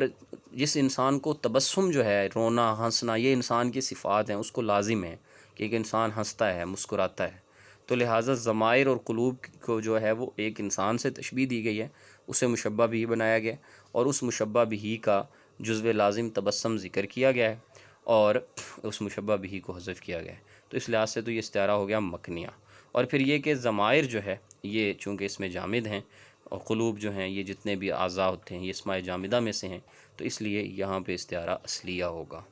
تو یہ تصریحیہ طبعیہ بھی جاری ہوگا اور مکنیہ اور اصلیہ بھی ان میں جاری ہو جائے گا۔ اگلی مثال دیکھیے 128 میں، 128 میں ہے جی کہ وَإِذَا السِّلَاحُ أَضَاءَ فِيهِ رَأَى الْعِدَى بَرًّا تَعَلَّقَ فِيهِ بَحْرُ حَدِيدٍ۔ وَإِذَا السِّلَاحُ أَضَاءَ فِيهِ رَأَى الْعِدَى، عیدہ نہیں ہوگا، یہ ادا ہوگا، بَرًّا تَعَلَّقَ فِيهِ بَحْرُ حَدِيدٍ، کہ جب یعنی اسلحہ سلاح اضاء فیہ وہ اس لشکر کے اندر جو ہے وہ روشن ہوتا ہے، تو رأى العدا برًا تو اس یعنی لشکر کی جو کثرت ہے وہ ایسے نظر آتی ہے کہ تعلق فیہ بحر حدید کہ گویا کہ ان میں لوہے کا ایک پورا سمندر امڑ آیا ہے، ٹھیک ہے جی، کہ لوہے کا ایک پورا سمندر ہے کہ جو چمک رہا ہے۔ یعنی جب وہ لشکر قیام کرتا ہے کہیں رات کو ٹھہرتا ہے تو وہ اپنا اسلحہ اپنی تلواریں نیزے جب نکال کے رکھتے ہیں تو جب رات میں چاند کی چاندنی اس پہ پڑتی ہے تو محسوس یہ ہوتا ہے کہ گویا پورا لوہے کا ایک سمندر ہے جو امڑا ہے۔ اب آپ دیکھیں کہ یہاں پر استعارہ جو بن رہا ہے وہ استعارہ تصریحیہ اور استعارہ تبعیہ بن رہا ہے، کہ اس نے کہا کہ وَإِذَا السِّلَاحُ أَضَاءَ فِيهِ رَأَى الْعِدَى کہ جب اسلحہ اضاء فی اس میں روشن ہوتا ہے تو لہٰذا اضاء کو یعنی روشن کو، چمکنے کو، جو حقیقتاً روشنی ہے اس کو اس نے تشبیہ دی ہے کس کے ساتھ؟ اس کے ساتھ اس نے تشبیہ دی ہے اسلحے کو، اپنے اسلحے کی تلوار کی دھار کو، تو لہٰذا اضاء جو ہے یہ حقیقتاً چمکنے کو کہتے ہیں، یہ مشبہ بھی اس نے بنایا تو استعارہ تصریحیہ ہو گیا، اور پھر چونکہ اضاء یہ فعل ہے تو اس لحاظ سے اس میں استعارہ تبعیہ بھی ہو گیا۔ اگلی مثال دیکھیے گا جی کہ یا کوکبا ما کان اقصر عمرہ وکذالک عمر کواکب الاسحار، یا کوکبا کہ اے صبح کے وقت کے ستارے، ما کان اقصر عمرہ کتنی ہی کم عمر تجھ نے پائی ہے، اور اسی طریقے سے جو ہے وہ صبح کے ستاروں کی عمر جو ہوتی ہے وہ کم ہی ہوتی ہے۔ اب یہاں اس نے کوکب سے مراد، یہ ایک شاعر ہے ابو الحسن التہامی، اس نے اپنے بیٹے کا مرثیہ کہا، اس کا بیٹا فوت ہو گیا تو اس نے اس کے مرثیے میں یہ شعر کہا ہے کہ یا کوکبا ما کان اقصر عمرہ، تو کوکب سے مراد اس نے اپنا بیٹا لیا ہے، ستارہ جو بولا ہے نا اس سے مراد اس نے اپنا بیٹا لیا ہے، تو لہٰذا بیٹے کو اس نے کوکب سے تشبیہ دیا ہے تو استعارہ تصریحیہ ہو گیا مشبہ بھی لفظوں میں۔ اور پھر کوکب جو ہے میں نے بتایا جتنے اجرام فلکی ہیں یہ بھی سارے اسماء جامدات میں سے ہیں، ٹھیک ہے جی، تو لہٰذا فلک، سما، ٹھیک ہے، نجوم، اس طرح، تو لہٰذا یہ استعارہ اصلیہ ہو گیا۔ آگے دیکھیے گا جی، اگلی مثال ہے، بس یہاں پہ یہ ختم ہو گیا آپ کا، یعنی استعارہ کی جو دوسری قسم تھی کہ جس میں ہم نے پڑھا کہ اگر تو جس لفظ میں استعارہ ہے وہ لفظ اگر تو فعل ہے یا مشتق ہے تو استعارہ طبیعیہ ہے، اور اگر وہ اس میں جامد ہے تو وہ استعارہ اصلیہ ہے۔ جی 130 سے اب استعارہ کی تیسری قسم کو شروع کر رہے ہیں، اور تیسری قسم ہے استعارہ کی تقسیم ہے کہ اس مشبہ یا مشبہ بھی کے لوازمات کے لحاظ سے اور ملائمات کے لحاظ سے، کہ ملائم کا مطلب یعنی اس کو معیدات، یعنی اس کی تائید کرنے کے لیے، یعنی ایک چیز استعارہ کی بطور استعارہ کے ذکر کی ہے اسی کی تائید اگلے کلام میں لائی جائے، تو اگر تو مشبہ بھی کا کوئی ملائم لایا جائے، مشبہ بھی کی تائید لائی جائے تو وہ استعارہ مرشیہ ہوتا ہے، اگر مشبہ کی تائید اسی کلام میں لائی جائے تو وہ استعارہ مجردہ ہوتا ہے، اور اگر دونوں کی تائید نہ لائی جائے تو وہ استعارہ مطلقہ ہوتا ہے۔ یہ سارے استعارے اکثر مطلقہ ہوتے ہیں، جیسے ہم پہلے بھی کئی استعارے پڑھا ہیں۔ یہی بات اس نے 130 میں بتائی ہے، 31 میں بتائی ہے اور 132 میں بتائی ہے۔ اب آ جائیں جی 133 پہ، مثالوں کے ذریعے اس بات کو سمجھاتے ہیں۔ اس نے مثال دی ہے کہ فَإِن يَهْلِكْ فَكُلُّ عَمُودِ قَوْمٍ مِنَ الدُّنْيَا إِلَىٰ هُلْكٍ يَسِيرُ، فَإِن يَهْلِكْ فَكُلُّ عَمُودِ قَوْمٍ مِنَ الدُّنْيَا إِلَىٰ هُلْكٍ يَسِيرُ، کہ اگر جو ہے وہ ہلاک ہو گیا ہے تو ہر جو قوم کا ستون ہے، عمود ہے، وہ من الدنیا الی ہلک یسیر، اس دنیا سے ایک ہلاکت کی طرف ہی جا رہا ہے، یعنی اس نے ختم ہی ہو جانا ہے۔ تو اب آپ دیکھیں کہ اس مثال میں اس نے کہا ہے کہ عمود قوم، ہر قوم کا جو ستون ہے وہ ہلاکت میں ہی جانے والا ہے، کہ اگر بادشاہ مر گیا نا یا کوئی وزیر اس کا مر گیا تو اس پہ اس نے یہ شعر کہا۔ اب عمود جو ہے عامدہ سے، وہ تو ستون کو کہتے ہیں، تو اس نے ستون بول کر مراد جو ہے نا وہ رئیس القوم لیا ہے، یعنی قوم کا سردار لیا ہے، تو لہٰذا عمود یعنی اس نے مشبہ بھی اس کو بنایا اور اس نے مشبہ وہ مراد لیا، تو لہٰذا گویا کہ اس نے مشبہ بھی کو صراحتاً ذکر کر دیا، اور مشبہ جو ہے اس نے اس مشبہ کو حذف کر دیا۔ اب اگلی مثال میں اب دیکھیں نا، یہاں پر استعارہ ہمارا مکمل ہو جاتا ہے۔ اگر ہم استعارہ کی بات کریں تو استعارہ یہاں پہ مکمل ہو جاتا ہے اس مثال میں کہ فَإِن يَهْلِكْ فَكُلُّ عَمُودِ قَوْمٍ، ٹھیک ہے، عمود مشبہ بھی ہے، مشبہ محذوف ہے، تو لہٰذا اس میں استعارہ جاری ہو گیا، مستعارہ تصریحیہ ہے۔ اب اس نے اگلی جو مثال دی ہے کہ من الدنیا الی ہلوک یسیر، کہ ہر قوم کا جو ستون ہے وہ دنیا سے آخرت کی طرف بڑھ رہا ہے، ہلاکت کی طرف جا رہا ہے۔ تو یہاں ہلاکت کی طرف جو دنیا سے آخرت کا جو سفر ہے، الی ہلوک یسیر جو ہے دنیا سے، تو یہ ستون تو نہیں کرتا، رئیس القوم کرتا ہے، انسان کرتا ہے۔ تو لہٰذا جو مشبہ تھا اس کا، یعنی جو عام مداح کا جو مشبہ رئیس القوم ہے، تو اس کے اس معنی کو جو اس نے مشبہ بنایا تھا، اس معنی کو تقویت اگلی عبارت سے مل رہی ہے کہ یہاں عمود قوم سے مراد رئیس قوم ہے۔ اس کی دلیل یہ ہے کہ من الدنیا الی ہلوک یسیر بتلا رہا ہے کہ یہ تو رئیس قوم ہی ہو سکتا ہے، ستون قوم نہیں ہو سکتا۔ تو لہٰذا اس لحاظ سے مشبہ جو ہے اس کے ملائم جو ہے اس کو اگلے کلام میں ذکر کیا گیا، تو یہ استعارہ مجردہ کہلائے گا۔ اگلی مثال ہے جی کہ انی شدید العطش الی لقائی، کہ میں آپ کی ملاقات کا شدید جو ہے وہ پیاسا ہوں۔ تو عطش پیاسا بول کر مشتاق مراد لیا ہے، ملاقات کا مشتاق ہوں، پیاسا ہوں، ایک ہی بات ہے۔ تو گویا کہ مشبہ بھی بنایا ہے عطش کو اور مشبہ بنایا ہے اشتیاق کو، تو لہٰذا اس میں استعارہ تصریحیہ ہو گیا۔ لیکن اب ملاقات کے اشتیاق کا میں پیاسا ہوں، ٹھیک ہے، اب اگلی اس نے بات نہیں کی، مطلب آگے تو کوئی بات نہیں، کلام ختم ہو جاتا ہے، تو لہٰذا استعارہ مطلقہ ہے، گویا کہ نہ مشبہ بھی کا کوئی ملائم ہے نہ مشبہ کا کوئی ملائم، ٹھیک ہے نا جی، تو یہ استعارہ مطلقہ ہو جائے گا۔ اگلی مثال ہے 135 میں کہ وَلَيْلَةٍ مَارِضَةٍ وَلَيْلَةٍ مَارِضَةٍ مِنْ كُلِّ نَاحِيَةٍ فَمَا يَضِيءُ لَهَا نَجْمٌ وَلَا قَمَرٌ، کہ وہ ایسی رات تھی کہ جو مارضت آئے ظلمت، یعنی جو انتہائی بیمار تھی، تاریک تھی، من کل ناحیہ ہر لحاظ سے، کہ فما یضیء لها نجم ولا قمر، کہ نہ تو اس میں کوئی چاند چمکنے والا تھا اور نہ کوئی ستارہ۔ اب آپ دیکھیں کہ وہ رات جو تھی وہ مریض تھی، بیمار تھی، تو مارضت بول کے مراد اس کی ظلمت اور تاریکی مراد لی ہے۔ ظاہر ہے جو بندہ بیمار ہوتا ہے وہ اس کی بھی یہی کیفیت ڈل ہو جاتا ہے، وہ جو رات کی بھی تاریکی کو اسی طرح بیان کیا ہے، ظلمت سے تعبیر کیا۔ تو گویا کہ یہاں پر مارضت سے مراد ظلمت لیا ہے یا ظلمت لیا ہے۔ تو ظلام جو ہے اس کی، یعنی جو مشبہ ہے اس کا، یہ مریضت کو مشبہ بھی بنایا ہے اور ظلامت کو اس نے مشبہ بنایا، اور مشبہ کا جو ملائم ہے یعنی تاریکی کا، تو وہ آگی دلیل بھی موجود ہے کہ وہاں رات کو کوئی چاند ستارہ نہیں تھا اور نہ کوئی وہاں چاند تھا، تو ظاہر ہے جب چاند اور ستارہ چمکا نہیں تو ظاہر ہے وہ تاریکی ہوگی۔ تو دلیل ہے اس بات کی کہ مشبہ کا ملائم اگلے کلام میں موجود ہے، ورنہ استعارہ تو پہلی کلام میں مکمل ہو گیا ہے، تو لہٰذا اس کو کہیں گے استعارہ مجردہ۔ اگلی مثال دیکھیں کہ اذا الدہر جر علی اناس کلاکلہ اناخ بآخرین، کہ اذا الدہر جر علی اناس، کہ جب زمانہ جو ہے وہ لوگوں پر اپنی کمان کھینچ لیتا ہے، یعنی اپنی لگام کھینچ لیتا ہے، اور تو کلاکلہ اناخ بآخرین، کلاکلہ جو ہے یہ اونٹ کے ہنکنے کی آواز ہے، تو پھر وہ آواز یعنی جب زمانہ دیتا ہے نا تو وہ اناخ بآخرین، تو وہ جا کر کسی اور دوسرے کا مہمان بن جاتا ہے۔ اب بظاہر اس کا معنی یہ ہے کہ جب کسی انسان کے پاس مال کی فراوانی ہوتی ہے تو جب اس پہ حالات، جب وہ اس کی مطلب ناشکری کرتا ہے تو پھر کیا ہوتا ہے، حوادثات زمانہ ہے، ایسا ہوتا ہے کہ وہ مال کسی اس سے ہٹ کے کسی دوسرے بندے کے پاس چلا جاتا ہے۔ اب یہاں کلاکلہ جو ہے نا یہ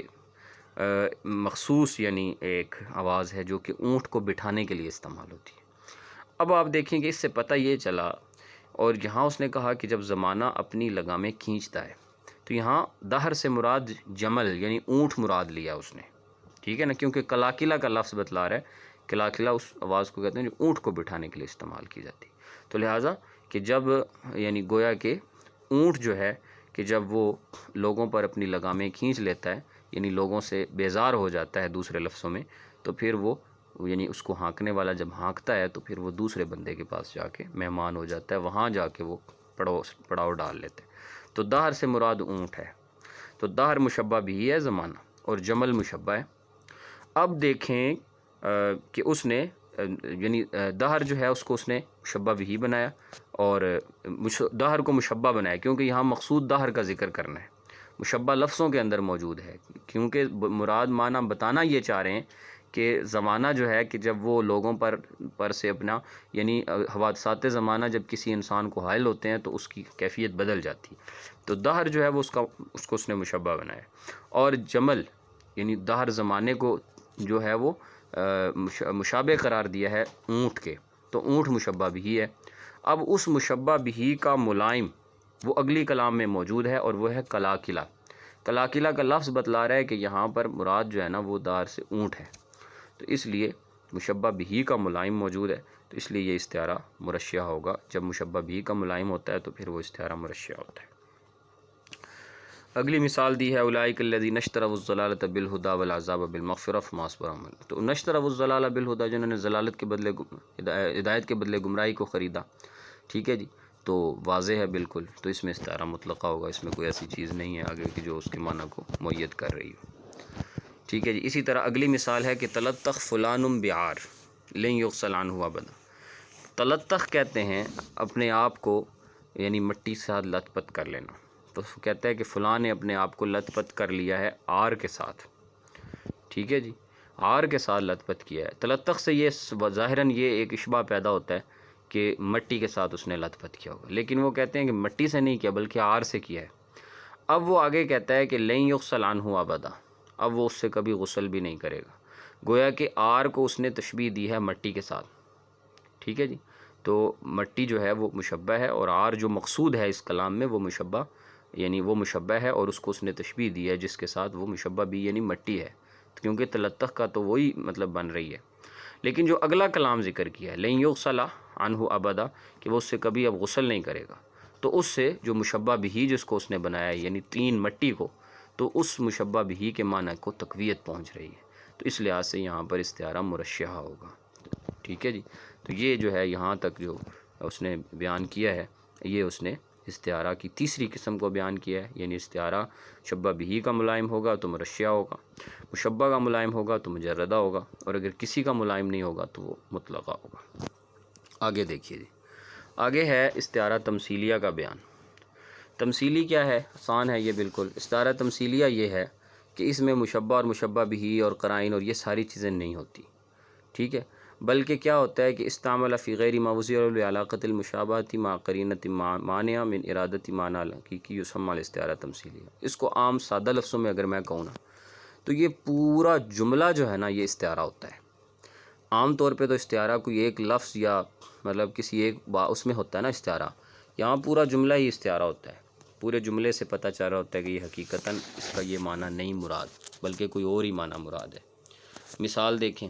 کہ وَمَن يَكُ ذَا فَمٍ مُرًّا مَرِيضٍ يَجِدْ مُرًّا بِهِ الْمَاءَ الزِّلْزَالَ، کہ وہ شخص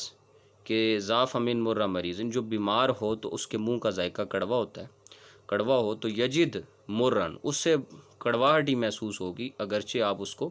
مائع زلزال یعنی صاف شفاف ٹھنڈا پانی ہی کیوں نہ پلا دیں، تو پھر بھی اس کے منہ کا ذائقہ کڑوا ہی رہے گا۔ اب یہ دراصل متنبی نے طنز ان لوگوں پہ کیا ہے کہ جو اچھا شعر سننے کے باوجود بھی انہیں کوئی لذت محسوس نہیں ہوتی، تو ان کو اس نے کہا ہے کہ دراصل ان لوگوں کا ذوق ہی بیمار ہے، یہ بیمار ذوق کے لوگ ہیں، انہیں کوئی فائدہ نہیں ہونے۔ اب دیکھیں کہ اس نے مقصود جو اس کا بیان کرنے کا انداز ہے، تو اس نے ایک یعنی بات تو ایسے انداز سے کی ہے کہ جس میں اس نے ایک مفہومی یعنی ایک کنسیپٹ بنا دیا ہے اور تمثیلی کریکٹر پیش کیا ہے کہ جس کو اس نے تشبیہ دے دی ہے اس پورے کردار کے ساتھ، یعنی بیمار کے منہ کے ذائقے کی کڑواہٹ کو اس نے تشبیہ دی ہے لوگوں کے بد ذوق ہونے پر، ٹھیک ہے جی، کہ جو بندہ بد ذوق ہے اس کو جتنا اچھا شعر سنا دیں اسے کوئی فرق نہیں پڑتا، ایسے ہی جو بندہ مریض ہے اور اس کے منہ کا ذائقہ کڑوا ہے اسے آپ شہد بھی پلا دیں تو اس کو کوئی فرق نہیں پڑتا۔ اسی طرح اگلی مثال ہے تمثیلیہ کی دی ہے کہ اذا ما الجرح رم علی فساد تبین فیہ اہمال الطبیب، کہ جب جو ہے وہ زخم جو ہے نا وہ رم علی فساد، کہ جب وہ بھرنے کی بجائے خراب ہونے کی طرف جا رہا ہو، تو تبین فیہ اہمال الطبیب، تو پھر اس کے اندر جو ہے نا وہ جو ڈاکٹر ہے، جو طبیب ہے، تو اس کی جو اس کا اہمال جو ہے، اس کی کمزوری اور اس کی سستی جو ہے وہ ظاہر ہوتی ہے۔ جب زخم بھرنے کی بجائے فساد کی طرف جا رہا ہو تو پھر اس میں طبیب جو ہے اس کی سستی جو ہے نا وہ ظاہر ہوتی ہے۔ یعنی بظاہر تو ایسے ہے کہ جیسے یعنی زخم جو ہے وہ اوپر سے اس کو بھر دیا جائے اور اندر سے جو زخم کی جڑ ہے جب اس کو نہ نکالا جائے تو اب اس صورت میں طبیب کی سستی اس لیے ظاہر ہوتی ہے کہ اس سے یہ پتہ چلتا ہے کہ گویا اس نے اس کو اندر سے بھرا نہیں، ایک بات۔ دوسری بات یہ ہے کہ دراصل اس نے طنز کیا ہے ان بادشاہوں پر جو کہ سیف الدولہ کے علاوہ تھے، اور ان کی سلطنت بظاہر ایسے لگتا تھا کہ بڑا صحیح ہے، لیکن اندر جو فتنے فساد پھوٹتے تھے جب وہ ان کو بر وقت قابو نہیں کرتے تو اس صورت میں اس سلطنت کے تباہ و برباد ہونے کا اندیشہ ہوتا ہے۔ تو ایک تمثیلی کردار اس نے بیان کر کے اپنی بات بھی سمجھا لی، تو اس کو کہتے ہیں استعارہ تمثیلیہ۔ اچھا جی، اس کے بعد ہے جی آگے 142 میں کہ استعارہ جو ہے وہ تشبیہ بلیغ سے زیادہ ابلغ ہوتا ہے۔ کیوں؟ کیونکہ تشبیہ بلیغ جو ہوتی ہے نا اس میں وجہ شبہ اور ادات تشبیہ معذوف ہوتے ہیں، جبکہ جو استعارہ ہوگا، استعارہ کے اندر جو ہے وہ مشبہ بھی میں سے ایک چیز معذوف ہوگی اور وجہ شبہ اور ادات تشبیہ بھی نہیں ہوں گے، تو اس لحاظ سے استعارہ جو ہے وہ تشبیہ سے زیادہ بلیغ ہوتا ہے جی۔ اور اسی طرح جو استعارہ مرشحہ ہوتا ہے وہ استعارہ مطلقہ سے زیادہ بلیغ ہوتا ہے۔ استعارہ مرشحہ کیوں؟ کیونکہ مرشحہ میں مشبہ بھی ذکر ہے اور اس کا ملائم بھی ذکر ہے، تو اس لحاظ سے وہ مطلق استعارہ سے زیادہ جو ہے وہ بلیغ ہوگا، اور جو استعارہ مطلقہ ہوگا وہ استعارہ مجردہ سے زیادہ بلیغ ہوگا۔ مجردہ سے زیادہ بلیغ اس لیے ہوگا کیونکہ مقصود جو ہے وہ مشبہ ہے، مشبہ تو ویسے ہی کلام میں موجود ہے، ٹھیک ہے جی، اور اگر مطلق استعارہ ہوگا تو اس میں مشبہ بھی کا ذکر موجود ہوگا، تو ہم مشبہ تو ہمارا انڈرسٹوڈ ہوتا ہے، لیکن جب مشبہ ذکر ہو جائے اور مشبہ بھی نہ ذکر ہو رہا، اسے ڈھونڈنا مشکل ہوتا ہے کلام سے، تو اس لیے کہا کہ جو استعارہ مطلقہ ہوگا وہ مجردہ سے زیادہ بلیغ ہوگا۔ تو یہاں تک یہ اس کی تینوں اقسام واضح ہو گئیں، اور اس کے ساتھ ساتھ جو ہے وہ اپنا مجاز لغوی کے ساتھ استعارہ کی تینوں اقسام اور استعارہ تمثیلیہ کو ہم نے کیا۔ اب ہم آتے ہیں، اب جو دو اقسام استعارہ کی رہ گئیں، مرسل اور استعارہ مجاز عقلی، مجاز مرسل اور مجاز عقلی۔ اب پہلے ہم نے مجاز لغوی کو پڑھا تھا، اب وہ تعریف آپ اپنے ذہن میں رکھیں گے تو آپ کو یہ والی بحث بالکل آسانی سے آپ کے ذہن میں بیٹھ جائے گی۔ مجاز لغوی میں ہم نے جو باتیں پڑھی تھیں میں دوبارہ دہراتا ہوں، بھی کچھ لوگ جوائن ہوئے ہیں۔ ہم نے یہ پڑھا تھا کہ حقیقی معنی کو چھوڑ کے ہم مجازی معنی مراد لیتے ہیں، اور حقیقی معنی چھوڑنے پر قرینہ مانعہ موجود ہوتا ہے کہ یہ معنی نہیں مراد لینا، اب وہ چاہے لفظوں میں موجود ہو یا کہ حالت میں موجود ہو، اور جو مجازی معنی مراد لینا ہوتا ہے اس میں اور حقیقی معنی میں جو تعلق اور علاقہ ہے وہ مشابہت یا غیر مشابہت کا موجود ہوتا ہے۔ تو یہ بات ہم نے پیچھے مجاز لغوی میں پڑھ لی ہے۔ اب اس بات کو یہاں لانا ہے، یہاں کتاب میں اصل میں نا ترتیب کا تھوڑا سا، اگرچہ یہ بات وہاں ہونی چاہیے تھی، استعارہ کی بات الگ سے ہونی چاہیے، لیکن انہوں نے بات کو جو ہے نا وہ ترتیب نہیں ہے بعض جگہوں پہ۔ اب آپ اس تعریف کو سامنے رکھیں، سیم یہ وہی تعریف ہے، صرف ایک قید کا فرق ہے۔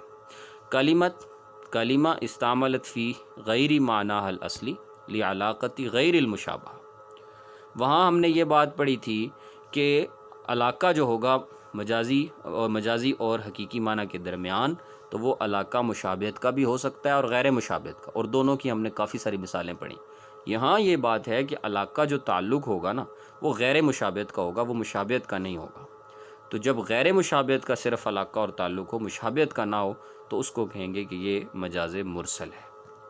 کیونکہ غیر مشابہت کا علاقہ ہے۔ اب جب بات آئے گی نا غیر مشابہت کے علاقہ کی، تو اس کے اندر ظاہرہ یہ کلیئر ہو گیا کہ مشابہت کا علاقہ، اب جیسے ہم نے مشابہت کے علاقے پڑھے، سحاب اور سحاب دونوں جگہ بادل آ گئے، شمس اور شمس دونوں جگہ سورج آ گئے، تو ہمارے لیے مشابہت کا علاقہ نکالنا آسان ہے۔ وہاں ہمارے پاس مثال آئی غیر مشابہت کی علاقے کی، جیسے مثال آئی بلادی و انجارت علیہ عزیزتن، ٹھیک ہے، وقومی و ان ظنوا علیہ کرام، وہ مثال ہمارے پاس آ گئی۔ تو اب ہم نے کہا کہ یہاں بلاد سے مراد اہل بلاد ہے، بلاد بول کر بلاد شہر والے مراد لی، یعنی مکان بول کر مکین مراد لیے ہیں، یعنی گویا کہ ظرف بول کر مظروف مراد لیا، تو یہ ہے غیر مشابہت، ٹھیک ہے، یہ مجاز لغوی میں بھی ہے، تو گویا کہ مجاز مرسل مجاز لغوی کی ایک شکل ہے، کیونکہ مجاز لغوی کی دو شکلیں ہیں، ایک شکل یہ ہے کہ علاقہ مشابہت کا ہو، اور دوسری شکل ہے علاقہ غیر مشابہت کا ہو، تو مجاز لغوی عام ہوا، اور مجاز مرسل خاص ہے کہ اس میں صرف غیر مشابہت کا علاقے والی شکل شامل ہوگی، یعنی علاقہ جو ہے وہ مشابہت والا ہے وہ شکل اس میں شامل نہیں ہوگی۔ جب یہ بات آپ کو سمجھ میں آ گئی ہے تو اب آپ کو یہ اگلی بات سمجھنا آسان ہے۔ جب ظاہر علاقہ ہے ہی غیر مشابہت کا، تعلق ہے ہی غیر مشابہت کا، تو پھر وہ غیر مشابہت کا جو تعلق ہے وہ یعنی ظاہر ہوگا ہمارے پاس یا تو سبب اور مسبب کی صورت میں، کہ سبب بول کر مسبب مراد لیں یا مسبب بول کر سبب مراد لیں۔ یعنی یہ کہیں کہ جو ہے نا وہ آسمان سے رزق اترا، اب ہم رزق آسمان سے اترا یعنی رزق بول کر مراد بارش لیں کہ بارش اتری، بارش سے یہ ہوا پھر جو ہے وہ فصلیں ہو گئیں، اور یا ہم اس کا الٹ مراد لیں، ٹھیک ہے نا جی۔ اسی طریقے سے ظرف بول کر مظروف مراد لیں، مظروف بول کر ظرف مراد لیں۔ جنت میں نہریں بہتی ہیں، اب نہر بول کر اس کا پانی مراد لیں یا پانی بول کر نہر مراد لیں۔ تو یہ ساری چیزیں جو ہیں، یہ علاقہ جب غیر مشابہت کا ہوگا تو اس میں پھر یہ آپ کے سارے علاقات آئیں گے جن کی تعداد 25 تک پہنچتی ہے، لیکن مشہور جو علاقات ہیں وہ چند استعمال ہوتے ہیں، اس نے بتا دی ہیں۔ مثلا سببیت مسببیت، سبب بول کے مسبب مراد لو، مسبب بول کر سبب مراد لو، قرآن میں بے شمار مقامات ہیں۔ جزیت اور کلیت، کل بول کر جز مراد لو اور جز بول کر کل مراد لو۔ اعتبار ما کان اور اعتبار ما یکون، وہ حالت جو پہلے تھی اسی حالت کو یعنی اب اسی حالت کو جو پہلے والی حالت تھی اسی حالت کو بول دو، اسی کو بول لو، یا پھر جو حالت آنے والی ہے اس کو بول دو، اس کو ابھی کی حالت کو بھی اسی سے تعبیر کر لو، یعنی ماضی بول کر مستقبل مراد لو اور مستقبل بول کر ماضی مراد لو، ٹھیک ہو گیا جی۔ تو اسی طرح محل بول کر حال مراد لو اور حال بول کر محل مراد لو۔ تو یہ معروف جو علاقے ہیں نا وہ یہی ہیں، ٹھیک ہے۔ ان کی ساروں کی مثالیں قرآن پاک کے اندر تفصیل سے موجود ہیں، آپ ہر صفحے پہ آپ کو 10 مثالیں ملیں گی۔ مثال کے طور پہ اب دیکھیں نا، میں نے کہا کہ سبب بول کر مسبب مراد لینا اور مسبب بول کر سبب مراد لینا، جی ٹھیک ہے۔ اور تو جیسے جو ہے وہ قرآن میں آتا ہے نا کہ یا یقال یا حامان ابن لی صرحن، اے حامان میرے لیے، فرعون نے حامان سے کیا کہا کہ میرے لیے ایک محل بنا، قرآن میں۔ اب محل حامان نے تو نہیں بنانا، محل تو معماروں نے بنانا، مستریوں نے بنایا، لیکن وہاں حامان کو مراد لیا کہ حامان کو کہا اس نے کہ محل بنا اور حامان نے محل بنا دی۔ تو اب گویا کہ حامان جو ہے وہ تو سبب بنا ہے اس محل کے بننے کا، اور جو مسبب ہیں جو بنانے والے ہیں وہ تو اور ہیں، تو لہٰذا مسبب وہاں قرآن پاک نے سبب بول کر مسبب کو مراد لے لیا۔ اسی طرح قرآن میں آتا ہے کہ وَأَنزَلَ مِنَ السَّمَاءِ رِزْقًا، اب جو ہے وہ رزق سے بول کر اس کی اصل یعنی چونکہ بارش سبب ہے رزق کا، تو اس لیے اب جو ہے نا وہ مسبب بول کر اس کا سبب مراد لی، یعنی رزق بول کر اس کا سبب بارش مراد لی ہے۔ اسی طرح تجری تحتہا الانہار، جنت میں نہریں بہتی ہیں، تو نہر بول کر اس کا پانی مراد لیا ہے، یعنی گویا کہ مظروف بول کر ظرف بول کر اس کا مظروف مراد دیا۔ ظرف برتن ہے نا، اور جو چیز اس میں موجود ہے وہ مظروف ہے، تو گویا کہ ظرف بول کر اس کا مظروف مراد لیا۔ تو یہ والا جو مطلب جتنے بھی قرآن کے مقامات ہیں نا، یہ سارے کا سارا مجاز مرسل کہلائے گا۔ اگر آپ کو قرآن میں بھی علاقہ مشابہت کا ملے گا تو آپ کہیں گے مجاز لغوی، اور اگر قرآن کا میں جو آپ کو علاقہ غیر مشابہت کا ملے گا تو آپ وہاں پر مجاز لغوی کی دوسری قسم نہیں بنائیں گے، بلکہ آپ سیدھا اس کو کہہ دیں گے کہ مجاز مرسل، ٹھیک ہے جی۔ تو یہاں پر جو مثالیں دی ہیں وہ بھی دیکھ لیں۔ یہاں مثال دی ہے کہ لہو ایاد علیہ سابغۃ اعد منہا ولا اعددھا، ٹھیک ہے جی۔ لہو ایاد علیہ سابغۃ، کہ وہ یعنی میرا جو ممدوح ہے اس کے جو ہاتھ ہیں، ایاد ایدی سے ہے، اس کے جو ہاتھ ہیں تو وہ ہمارے اوپر ہر وقت چھائے رہتے ہیں، ٹھیک ہے۔ اور اعد منہا ولا اعددھا، اور میں جو ہے وہ یعنی اس کی نعمتوں کی فراوانی کے لحاظ سے شمار کیا جاتا ہوں، کہ لوگ مجھے یہ شمار کرتے ہیں کہ یہ اس کی نعمتوں میں پل رہا ہے۔ ولا اعددھا، اور میں اس کی نعمتوں کو شمار نہیں کر سکتا، اس کے احسانات کو میں نہیں شمار کر سکتا، ہاں اس کے احسانات میں بھی شمار ہوتا ہوں، کہ لوگ مجھے دیکھ کے کہتے ہیں کہ دیکھو اس پہ فلانے کا جو ہے وہ احسان ہے کتنا زیادہ۔ تو اب آپ دیکھیں کہ اس مثال کے اندر اس نے کہا، ایک تو ایاد یعنی اس نے بولا کہ لہو ایاد علیہ سابغۃ، کہ اس کے جو ہاتھ ہیں وہ اس پر ہر وقت جو ہے وہ چھائے رہتے ہیں، پھیلے رہتے ہیں۔ تو ید بول کر یعنی ید بول کر اس ید میں جو چیز موجود ہے، یعنی جو ید جو سبب بنتے ہیں جس چیز کا، وہ مراد لیے، یعنی ہاتھوں سے عطایا دیے جاتے ہیں۔ تو گویا کہ اس نے ہاتھ بول کر ان ہاتھوں سے بانٹے جانے والا یعنی بانٹے جانے والی جو انعامات ہیں ان کو مراد لیا ہے۔ تو اس لحاظ سے گویا کہ اس نے یہاں علاقہ سببیت کا ہے، چونکہ ہاتھ سبب بنے ہیں مال کے تقسیم ہونے کا، تو اس لحاظ سے لہو ایاد علیہ سابغۃ میں جو علاقہ ہوگا، تعلق ہوگا، وہ سبب اور مسبب کا ہوگا۔ اسی طرح وَيُنَزِّلُ لَكُم مِّنَ السَّمَاءِ رِزْقًا، ہم نے آسمان سے رزق اتارا ہے۔ تو رزق جو ہے یہ مسبب ہے، تو مسبب بول کر اس کا سبب یعنی بارش کو مراد لیا ہے۔ وَارْكَعُوا مَعَ الرَّاكِعِينَ، اور رکوع کرو رکوع کرنے والوں کے ساتھ۔ قرآن پاک نے جہاں نماز کا حکم دیا ہے وَاسْجُدُوا مَعَ السَّاجِدِينَ وَارْكَعُوا مَعَ الرَّاكِعِينَ وَصَلُّوا مَعَ الْمُصَلِّينَ کہیں پہ بھی نہیں کہا۔ تو گویا کہ قرآن پاک نے اب رکوع نماز کا ایک جز ہے، تو جز بول کر اس کا کل مراد لیا ہے، تو یہاں علاقہ جزیت کا ہے۔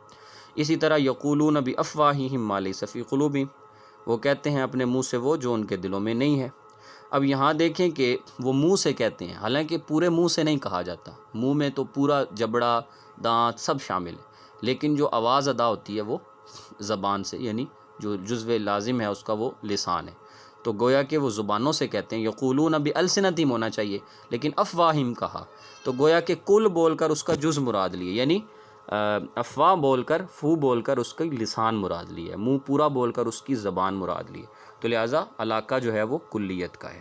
وَآتُوا الْيَتَامَىٰ أَمْوَالَهُمْ، اور یتیموں کو ان کا حق جو ہے جب وہ بڑے ہو جائیں تو ان کو ادا کرو۔ اب جب وہ جوان ہیں، بالغ ہو گئے ہیں، تو وہ یتیم تو نہیں رہے، کیونکہ یتیمی جو ہے وہ تو نابالغ جو ہوتا ہے وہ یتیم کہلاتا ہے۔ جب وہ بالغ ہو جائے گا تو وہ یتیم نہیں کہلائے گا شریعت کی اصطلاح میں، ویسے ظاہر ہے جس کا باپ نہیں ہوگا ہمارے معاشرے کی اصطلاح میں وہ یتیم کہلائے گا، لیکن شریعت کی اصطلاح میں وہ تب تک یتیم ہے جب تک نابالغ ہے۔ تو قرآن میں سورہ نساء میں کہا گیا، جب یتیموں کے مال کے حوالے سے ڈرایا گیا تو ان کے مال کی حفاظت کرو، اور جب وہ بڑے ہو جائیں تو ان کا مال ان کو ادا دے دو، ان کے حوالے کر دو۔ تو اب اس ٹائم تو وہ بڑے ہو چکے ہیں، لیکن پھر بھی کہا جا رہا ہے ان کو کہ وَآتُوا الْيَتَامَىٰ أَمْوَالَهُمْ، کہ اب یتیموں کو ان کا مال دے دو، حالانکہ وہ یتیم نہیں رہے، اب تو وہ بڑے ہو گئے، لیکن قرآن نے جو ان کو یتامہ کہا ہے نا، وہ اعتبار ماکان، چونکہ وہ ماضی میں یتیم تھے، اس لیے اس ماضی کی حالت کا اعتبار کرتے ہوئے، یعنی اعتبار کرتے ہوئے اس حالت کا ماکان جس پر وہ تھے اس کا اعتبار کرتے ہوئے مستقبل میں بھی ان کو وہی کچھ کہہ دیا۔ اسی طرح فبشرناہ بغلام حلیم، ٹھیک ہے جی، اور بشرناہ، ہم نے بشارت دی جناب ابراہیم علیہ السلام کو، بغلام حلیم، ایک بردبار اور نیک بچے کی، غلام حلیم کی۔ اب جو بچہ پیدا ہوگا، پیدا ہوتے وقت تو وہ غلام حلیم نہیں ہے، اور ویسے بھی وہ اس وقت تو جو بالکل چھوٹا رضی ہے، وہ غلام کا اطلاق جو ہوتا ہے وہ تو تقریباً 11 سے لے کے 19 یا اس عمر کے اس میں ہوتا ہے۔ تو یہ اعتبار ما یکون کے لحاظ سے، چونکہ وہ بچے کے بارے میں یہ طے ہے کہ وہ غلام حلیم ہوگا، تو اس لیے مستقبل کے لحاظ سے اس کو یہ کہہ دیا۔ اسی طرح فَلْيَدْعُ نَادِيَ سَنَدْعُ الزَّبَانِيَ، اور پھر بلایا جائے گا اس کے جو ہم جلیس ہیں ان کو بلایا جائے گا، اور سَنَدْعُ الزَّبَانِيَ، اور جہنم کو بھی اس وقت لایا جائے گا۔ اب آپ دیکھیں کہ یہاں نادیہ جو ہے وہ ندا مجلس کو کہتے ہیں، اور مجلس جو ہے وہ محل ہے، اور جو اس کے ساتھ بیٹھا کرتے تھے وہ اہل مجلس ہیں، تو نادیہ بول کر اس سے اہل النادیہ مراد لی ہے، مجلس بول کر، محل بول کر جو ہے وہ اس کا حال مراد لیا ہے۔ تو اس طرح یہ استعارہ بھی یہاں پہ استعارہ محلیہ ہے۔ ان الابرار لفی نعیم، ٹھیک ہے جی، کہ جو نیک لوگ ہوں گے وہ نعیم، نعمت میں ہوں گے۔ اب آپ دیکھیں کہ یہ نعمت جو ہے فی نعیم بولا کہ ابرار جو ہے وہ نعیم میں ہوں گے، تو یہ نعیم جو ہے یہ یہاں پر حال بیان کیا ہے، ٹھیک ہے جی، حال بیان کیا ہے، نعیم جو ہے وہ حال ہے، اور حال بول کر اس کا محل مراد، یعنی نعمت میں ہوں گے، نعمتوں میں ہوں گے، تو نعمتوں کا حقیقت یعنی اماجگاہ کا ہے وہ جنت ہے، تو اس کا مطلب کہ وہ جنتی ہوں گے، تو نعیم میں ہوں گے یعنی جنت میں ہوں گے، تو نعمت میں ہوں گے مطلب جنت، تو حال بول کر اس کا محل مراد لیا۔ اسی طرح رعین الغیث، بارش نے سیراب کیا، تو بارش سبب ہے سرابی کا، سبب بول کر مسبب مراد لیا، یعنی اصلاً تو اللہ نے سیراب کروایا، تو اللہ نے بارش بھیجی تو سیراب ہوئے، لیکن چونکہ بارش سبب بنی ہے اس لیے سبب بول کر اس کا مسبب مراد لیا۔ تو یہ جو ہے مجاز مجاز لغوی اور مرسل میں اب آپ کو کوئی اشتباہ نہیں رہنا چاہیے کہ اگر تو جو قرینہ ہے علاقہ ہے وہ مشابہت یا غیر مشابہت کا ہے تو یہ جرنل ہے، اس کو مجاز لغوی کہیں۔ پھر آگے آپ تقسیم کر دیں گے کہ اگر تو وہ قرینہ یعنی مشابہت کا ہے تو پھر آپ اس کو لغوی میں رہنے دیں، اور اگر غیر مشابہت کا ہے تو پھر اسے آپ اٹھا کے مرسل میں لے آئیں، پھر اس کو علاقات کے ذریعے بیان کریں۔ اب آ جاتا ہے جی مجاز عقلی۔ مجاز عقلی میں اور لغوی اور مرسل میں ایک باریک فرق، اور وہ فرق یہ ہے کہ وہاں پر ہم ایک لفظ کے حقیقی اور مجازی معنی کے لحاظ سے بحث کرتے ہیں، اور یہاں ہم حقیقی اور مجازی معنی کے لحاظ سے بحث نہیں کرتے، بلکہ یہاں ہم کہتے ہیں کہ اسناد المتکلم الفعل او ما فی معناہ الی غیر ما هو له لعلاقۃ مع قرینۃ مانعۃ من ارادۃ الاسناد الحقیقی۔ وہاں یعنی اسناد کی بات نہیں ہوتی، نسبت کی بات نہیں ہوتی، یا ہم کہتے ہیں کہ متکلم کا نسبت کرنا، متکلم نسبت کرتا ہے فعل کی یا اس یعنی فعل معنی فعل کی، یا فعل کی کرتا ہے یا معنی فعل کی، الی غیر ما ہوا لہو، کس چیز کی طرف؟ یعنی وہ فعل کی نسبت یا معنی فعل کی نسبت اس لفظ کی طرف کرتا ہے جس کی طرف اس کی نسبت حقیقتاً لغوی لحاظ سے، گرامر کے لحاظ سے صحیح بنتی نہیں ہے، لیکن وہ کر دیتا ہے۔ وہاں تھا کہ ایک لفظ کا حقیقی معنی چھوڑ کر دوسرا معنی مراد لے لیتا ہے، ڈائریکٹ معنی چھوڑتا ہے اور معنی مراد لیتا ہے۔ یہاں نسبت، ایک نسبت یعنی فعل کی نسبت ہونی تھی فاعل کی طرف، اس نے فاعل کی طرف نہیں کی بلکہ اس نے مفعول کی طرف۔ گویا کہ جو مجاز عقلی ہے نا، یہ گرامر کی بھی ایک قسم بن جاتی ہے۔ جیسے ہم گرامر میں کرتے ہیں نا کہ ہم مفعول کو مقدم کر لیتے ہیں، ہمیں فوائد حاصل ہو رہے ہوتے ہیں، خبر کو مبتدا پہ مقدم کر لیتے ہیں، ہمیں فوائد حاصل ہو رہے ہوتے ہیں، تو یہاں بھی کس کا یہ مائک کھلا ہے، اس کو جو ہے نا ریموو کر دو۔ ہاں جی، تو یہاں پر ہم یہ کرتے ہیں کہ فعل یا معنی فعل جو ہے وہ اس کی متکلم جو کلام کرنے والا ہے نا، اس نے فعل کی نسبت کرنی تھی فاعل کی طرف، لیکن وہ فاعل کی بجائے ڈائریکٹ اس کی مفعول کی طرف نسبت کرتا ہے۔ اور کیوں کرتا ہے؟ کہ وہاں مفعول کی طرف نسبت کرنے پر کوئی قرینہ موجود ہوتا ہے، ٹھیک ہے، اور اس فعل کی نسبت مفعول کی طرف کرنے پر کوئی تعلق اور علاقہ بھی موجود ہوتا ہے، تو اس کو کہتے ہیں کہ اسناد جو ہے وہ حقیقی اسناد کی بجائے اسناد مجازی کر دیا،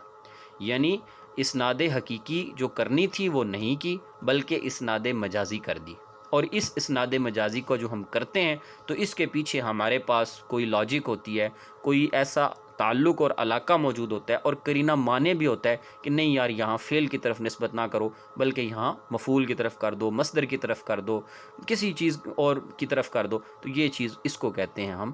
مجاز عقلی۔ یہ اب آپ کو مجاز عقلی سمجھ۔ اب آپ دیکھیں کہ علاقے وہی رہیں گے، علاقے وہی رہیں گے، صرف فرق یہ ہے کہ وہاں ہم نے لفظ کا معنی بدلنا تھا، یہاں ہم نے پورے جملے کا سٹرکچر بدلنا ہے۔ وہاں ہم نے ایک لفظ کا معنی وہ چھوڑ کر دوسرا لینا ہے، یہاں ہم نے جملے کا سٹرکچر بدلنا ہے کہ ہم نے پہلے جو نسبت فاعل کی کرنی تھی نا مفعول کی طرف، اب ہم نے فاعل کی نسبت مفعول کی بجائے جو ہے نا وہ کس شبہ فعل کی طرف کر دی یا کسی اور چیز کی طرف۔ وہ آگے تفصیلیں آ رہی ہیں، وہ بتا رہے کہ کیسے کیسے نسبت ہو سکتی۔ علاقے آپ کے تقریباً وہی رہیں گے، سبب مسبب، زمان و مکان، حال محل، وہی علاقے رہیں گے، ٹھیک ہے جی۔ اب آپ دیکھیں مثلا 161 سے وہ کہہ رہے ہیں کہ اسناد، مثلا الاسناد المجازی یکون، جو مجازن نسبت کرنا ہوگی نا، یہ کبھی تو یکون الی سبب الفعل، ٹھیک ہے، کبھی تو فعل کے سبب کی طرف کر دی جائے گی، فعل کی طرف کرنی تھی فعل کی طرف نہیں کی بلکہ فعل کے سبب کی طرف کر دی۔ اور کبھی زمانہ فعل کی طرف نہیں کی بلکہ فعل کے زمانہ کی طرف کر دی۔ کبھی مکان فعل کی طرف کر دی، اسی طرح کبھی فعل کی طرف نہیں بلکہ فعل کے مصدر کی طرف کر دی۔ کبھی جو ہے وہ نسبت جو ہے وہ فاعل کی مفعول کی طرف کر دی، کبھی مفعول کی فاعل کی طرف کر دی، تو یہ ساری صورتیں جائز ہیں۔ اب دیکھیں پہلی مثال دی ہے کہ لا عاصم اليوم من امر اللہ الا من رحم، ٹھیک ہے جی، کہ لا عاصم اليوم من امر اللہ الا من رحم، کہ اس دن یعنی قیامت کے دن اللہ رب العزت کے امر سے کوئی چیز جو ہے وہ بچانے والی نہیں ہوگی، الا من رحم، مگر یہ کہ جس پر اللہ رحم کرے گا، ٹھیک ہے جی۔ اب یہاں دیکھیں کہ اس نے یوجد فی هذه الآیہ مجاز العقلی والعلاقہ فیہ المفعولیہ، یہاں پر اس نے کہنا تھا لا عاصم اليوم، لا عاصم اليوم، کہ اس دن کوئی بچانے والا نہیں ہوگا۔ اب جو بچانے والا ہے نا، اس کا تو سوال ہی پیدا نہیں ہوتا، قیامت کی ہولناکی اتنی شدید ہے کہ بچانے والے کا تو سوال ہی پیدا نہیں ہوتا، کہ وہاں تو انبیاء بھی نفسی نفسی کہہ رہے ہوں گے، تو بچانے والے کا سوال کہاں سے آئے گا؟ تو اصلاً یہ تھا کہ آئے لا معصوم الیوم، کہ اس دن اللہ کے جو ہے نا امر سے کوئی بچ نہیں سکتا مگر جس پہ اللہ رحم کرے۔ تو اب یہاں پر لا معصوم الیوم ہونا چاہیے تھا، لیکن معصوم کی بجائے یعنی لا عاصم الیوم کہہ دیا، گویا کہ جو اسناد ہے یہاں پر مجازن جو اسناد ہے وہ اسناد لا عاصم الیوم کی بجائے لا معصوم الیوم کی طرف معنی کے اعتبار سے، اب یہاں معنی فعل کا جو اسناد ہے وہ مفعول کی طرف چلا گیا، فعل یعنی معنی فعل کا اسناد مفعول کی طرف چلا گیا، اور مفعول کی طرف کیوں گیا؟ کیونکہ یہاں پر مفعول کے معنی کا تعلق اور علاقہ موجود ہے، اس لیے ہم نے یہاں پر کہا کہ چونکہ مفعولیت کا علاقہ موجود ہے، یہاں پر معنی اس کا بن رہا ہے، تو اس لیے ہم نے یہاں پر مفعول کی طرف اس کی نسبت کر دی۔ اسی طرح ذهبنا الی حدیقۃ غنّا، کہ ہم ایک ایسے باغ کی طرف گئے کہ جو باغ گانے والا تھا۔ آپ کو پتہ ہے کہ باغ گانے والا تو نہیں ہوتا، باغ نہیں گاتا، بلکہ ظاہر ہے جو گاتے ہیں وہ اس میں پرندے گاتے ہیں۔ تو اب آپ دیکھیں کہ یہاں یہ نسبت ٹھیک نہیں بن رہی تھی، تو ذهبنا الی حدیقۃ غنّا، تو ہم نے نسبت جو ہے نا وہ مکان کی طرف کر دی۔ یہاں پر اس علاقہ میں غنا میں جو ہے وہ یہ غنا مجاز عقلی ہے، یعنی ہم نے مکان بول کر اس کا مکین مراد لیا ہے، یعنی اپنے اس کو بول کر حدیقہ غنا کو بول کر، یعنی اس میں حدیقۃ طیور الغنا، یعنی اس میں ایسے پرندے ہیں جو گاتے ہیں، ٹھیک ہے۔ اسی طرح بنا اسماعیل کثیرا من المدارس بپاکستان، تو اسماعیل جو ہے اس نے پاکستان میں جو ہے وہ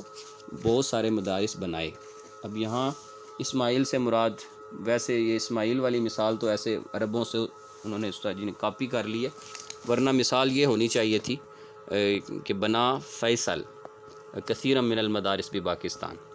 ٹھیک ہے جی۔ تو شاہ فیصل نے پاکستان میں کئی مدرسے کئی مساجد جو ہے وہ بنوائی ہیں، تو مثال یوں ہونی چاہیے تھی۔ تو اب یہاں پر دیکھیں کہ حالانکہ شاہ فیصل نے تو خود پاکستان میں کوئی مسجد فیصل مسجد نہیں بنائی، یہ تو نہیں ہے کہ اس نے خود آ کر بنائی ہے، ہاں اس نے آرڈر دیا، اس نے کہا جی کہ بنا دی جائے، ٹھیک ہے، اور اس کے لیے اس نے فنڈ جاری کیے، اس نے اس کے لیے پیسے دیے، اس نے خدمات دیں، تو جس کی وجہ سے وہ بن گئی۔ تو چونکہ شاہ فیصل اس مسجد کے فیصل مسجد کے بننے کا سبب بنا ہے، تو لہٰذا سبب بول کر اس کا مسبب مراد لیا ہے، تو لہٰذا نسبت جو ہے وہ اصلاً تو ہونی چاہیے تھی ان معماروں کی طرف جنہوں نے بنائی، لیکن ان کی طرف نسبت کرنے کی بجائے ڈائریکٹ جو بننے کا سبب بنا ہے تو اس کی طرف نسبت کر دی، مجازن کر دی، بھئی یہ زیادہ ضروری ہے کہ اس کا بھی حق ادا کیجیے، لہٰذا یوں کہہ دیا کہ بنا فیصل کثیرم من المساجد یا من المدارس، یا بنا فیصل مسجد فیصل فی پاکستان، یوں کہہ دیا۔ اسی طرح ستبدی لک الایام ما کنت جاہلا، زمانہ ظاہر کرے گا تجھ پر وہ چیزیں جس سے تو جاہل ہے، غافل ہے۔ اب آپ دیکھیں کہ زمانہ جو ہے، اور اسی طرح وہ خبریں لے کے آئے گا جس کے لیے تو نے تیاری نہیں کی ہوئی۔ اب زمانہ جو ہے وہ تو اس پوزیشن میں نہیں ہے کہ وہ ہوا یعنی کوئی چیز ظاہر کرے، زمانہ تو اس پوزیشن میں نہیں ہے، لیکن یعنی جو چیزیں ظاہر ہوتی ہیں وہ تو حوادثات زمانہ سے ہوتی ہیں، یعنی جو زمانے میں انسان کی زندگی میں جو واقعات پیش آتے ہیں اس سے انسان سیکھتا ہے، اسے جھٹکا لگتا ہے، اچانک ایکسیڈنٹ ہو رہا تھا، اللہ نے اسے بچا لیا، تو پھر اسے آتی ہے اس کی زندگی میں کوئی اچانک ایسا موڑ آتا ہے کہ وہ مطلب اپنی زندگی کا رخ بدل لیتا ہے، تو وہ حوادثات زمانہ ہوتے ہیں، زمانہ نہیں ہوتا۔ تو ستبدی لک الایام، زمانہ ظاہر کرے گا، زمانہ تو نہیں کرتا، لیکن چونکہ زمانہ جو ہے وہ مین سبب ہے یعنی اس کا، تو زمانہ جو ہے وہ یعنی حوادثات زمانہ جو ہوتے ہیں اسی زمانے کے تحت ہوتے ہیں۔ تو اب افصح معنی ادا کرنے کے لیے ستبدی لک حوادث الایام کی بجائے ستبدی لک الایام کہہ دیا، تو گویا کہ یہاں زمان بول کر یعنی زمان بول کر تو اس میں حوادثات زمان کو مراد لیا، تو یہ اسناد جو ہے یہ اسناد الی الزمان ہو گئی۔ اسی طرح عظمت عظمتہ وصالت صولتہ، کہ عظمت عظمتہ، اس کی جو عظمت ہے وہ یعنی اس میں اضافہ ہوا، وہ بڑھ گئی، اور وصالت صولتہ، اور اس کا جو رعب و دبدبہ تھا، اس کا جو حملہ تھا وہ سخت ہو گیا۔ اب آپ دیکھیں کہ یہاں پر جو ہے وہ یعنی جو اسناد کیا ہے وہ مصدر کی طرف کر دیا، عظمت، اب عظمت کا نا، تو عظمت کے بعد اس ڈائریکٹ اسناد اسی فعل کے مصدر کی طرف کر دیا، تو عظمت عظمت ہو۔ اسی طرح صالت تو سولت، تو یہ ڈائریکٹ مصدر کی طرف اسناد کر دی۔ اسی طرح وَإِذَا قَرَأْتَ الْقُرْآنَ جَعَلْنَا بَيْنَكَ وَبَيْنَ الَّذِينَ لَا يُؤْمِنُونَ بِالْآخِرَةِ حِجَابًا مَسْتُورًا، ٹھیک ہے جی۔ تو وَإِذَا قَرَأْتَ الْقُرْآنَ تو جعلنا بینک و بین الذین لا یؤمنون، جب آپ قرآن کی تلاوت کریں گے یوم آخرت کیا ہوگا کہ ہم آپ کے اور ان لوگوں کے درمیان جو آخرت پہ ایمان نہیں لاتے، تو ہم ان کے درمیان ایک حجاب جو ہے وہ حجاب مستور کر دیں۔ اب دیکھیں حجاباً ساتراً ہونا چاہیے، یعنی فوراً سمجھ میں آتا ہے حجاب ساتر ہوتا ہے، حجاب مستور تو نہیں ہوتا۔ یعنی حجاب ساتر ڈھانکنے والا پردہ، تو پردہ ڈھانکنے والا ہوتا ہے تو پھر جسم ڈھکتا ہے، تو پھر مستور یا مستورہ بنتی ہے۔ پہلے مستورات جو بنتی ہے تو اس پردہ ڈھکتا ہے تو وہ مستور ہوتا ہے۔ تو لہٰذا یہاں حجاب کی نسبت ہونی چاہیے تھی ساتر، یعنی کہ حجاب ساتر کی طرف، ٹھیک ہے، یعنی ڈھانکنے والا، لیکن ڈھانکنے والے کی بجائے مستور کی طرف کر دی، یعنی ڈھانکا ہوا، ٹھیک ہے۔ تو اسناد جو ہے یہاں پر اسناد یعنی علاقہ فعالیت کا تھا، اس لیے حجاب ساتر کہنے کی بجائے حجاب مستور کہہ دیا، ٹھیک ہے۔ اس کو کہتے ہیں کہ یہ مجازن جو ہے یہاں پر یہ ہوا۔ تو آپ کو مجاز عقلی سمجھ میں آیا کہ مجاز مرسل اور عقلی میں فرق یہ ہے کہ مجاز مرسل کے اندر علاقہ غیر مشابہت کا ہوتا ہے، اور اس میں ایک لفظ کا معنی حقیقی چھوڑ کے مجازی معنی مراد لیتے ہیں، اور اس میں علاقہ جو ہے وہ غیر مشابہت۔ یہاں پر ہم فعل کی اسناد جو ہے وہ ایک چیز سے ہٹ کر دوسری چیز کی طرف ہوتی ہے، جس سے ہمیں پتہ چل جاتا ہے کہ یہاں پر کوئی مسئلہ ہے جس کی وجہ سے ایسا ہوا ہے۔ تو یہ آپ کا مکمل ہو گیا یہاں تک۔ تو گویا کہ 3 طرح کا آپ نے مجاز پڑھ لی، مجاز لغوی، مجاز مرسل اور مجاز عقلی، اور آپ نے 7 استعارے پڑھ لیے، 3 تقسیمیں استعارات کی، استعارہ اصلی جو ہے وہ تصریحیہ و مکنیہ، استعارہ اصلیہ و طبیعہ، استعارہ مرشحہ مجردہ اور مطلقہ۔ اس کے بعد 169 سے آپ آ جائیں کہ یہاں سے کنایہ کو بیان کر رہے ہیں کہ اللفظ الذی اطلق و ارید به لازم معناہ مع جواز ارادت ذلک المعنی یسمى الکنایہ، ٹھیک ہے جی، کہ وہ لفظ کہ جس کو لایا جائے، ٹھیک ہے جی، اور ارید به لازم معناہ مع جواز ارادت ذلک المعنی، کہ جس کو لایا جائے اور مراد اس سے اس کا کوئی لازمی معنی لیا جائے،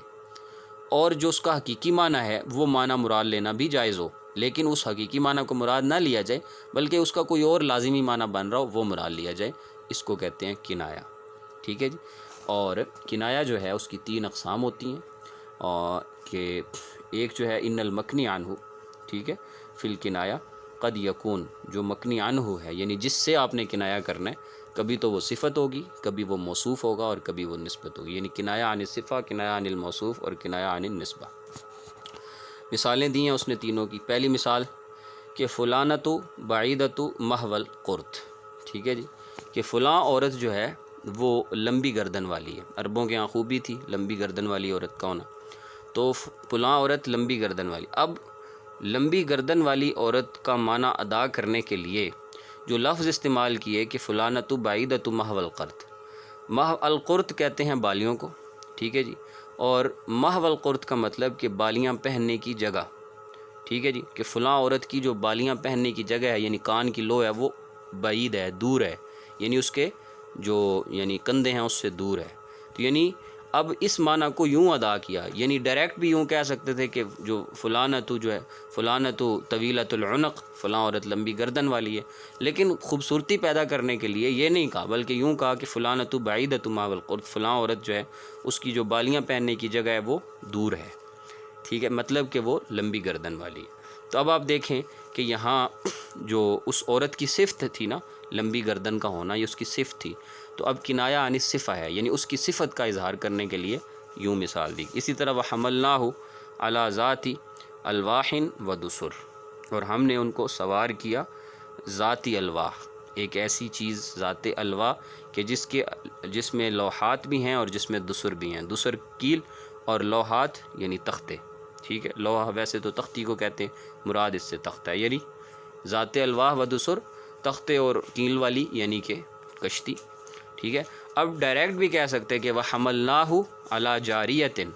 لیکن یوں نہیں کہا بلکہ یوں کہا وحملناہ علی ذات الواح و دسر، ٹھیک ہے، تو گویا کہ وہ جو یعنی وہ جو موصوف ہے اس موصوف کی سے کنایا کیا ہے، یعنی اس موصوف یعنی اس جاریہ کو ادا کرنے کے لیے، اس جاریہ کو ادا کرنے کے لیے جو عبارت لے کر آئے ہیں وہ الواح و دسر کی لے کر آئے، تو یہ موصوف سے کنایا کیا ہے۔ اگر تو کشتی کا وصف بیان ہو رہا ہوتا نا پھر صفت سے کنایا ہوتا، لیکن چونکہ کشتی کو بیان کیا جا رہا ہے اس لیے یہ موصوف سے کنایا۔ اور اگلی مثال کہ وَكُلَّ إِنسَانٍ أَلْزَمْنَاهُ طَائِرَهُ فِي عُنُقِهِ وَنُخْرِجُ لَهُ يَوْمَ الْقِيَامَةِ كِتَابًا يَلْقَاهُ مَنشُورًا، کہ ہر انسان جو ہے الزمناہ طائرہ فی عنقی، ٹھیک ہے، اس کا جو یعنی اس کا جو پرندہ ہوگا وہ اس کی گردن میں ہوگا، فی عنقی اس کی گردن میں، وَنُخْرِجُ لَهُ يَوْمَ الْقِيَامَةِ كِتَابًا یلقاہ منشورا، اور پھر ہم قیامت والے دن جو ہے وہ اس کا نامہ اعمال نکالیں گے اور اس کو ہم پبلک کر دیں گے۔ اب یہاں پر جو ہے وہ الزمناہ طائرہ فی عنقی سے مراد جو ہے وہ اس کا نامہ اعمال لیا ہے، یعنی دائیں اور بائیں کندھوں پر فرشتے موجود ہیں وہ اس کا لکھ رہے ہیں، تو الزمناہ طائرہ فی عنقی نہ انسان کا وصف بیان ہوا، نہ انسان کی یعنی نہ اس کی کوئی صفت بیان ہوئی، بلکہ ایک ایسی چیز بیان ہوئی جو اس کو لازم و ملزوم ہے، یعنی جس کی جو اس چیز کی اس کی طرف نسبت موجود ہے، اور وہ ہے الزمناہ طائرہ فی عنقی، تو لہٰذا یہ کنایا جو ہے کنایا عن النسبہ ہے۔ تو یہ آپ کا کنایا بھی مکمل۔ اچھا جی، اب آخری صفحے کے اوپر بھی آ جائیں، تھوڑا سا آخری صفحے سے جو ہے نا وہ تھوڑا سا وہاں سے رہ گیا تھا۔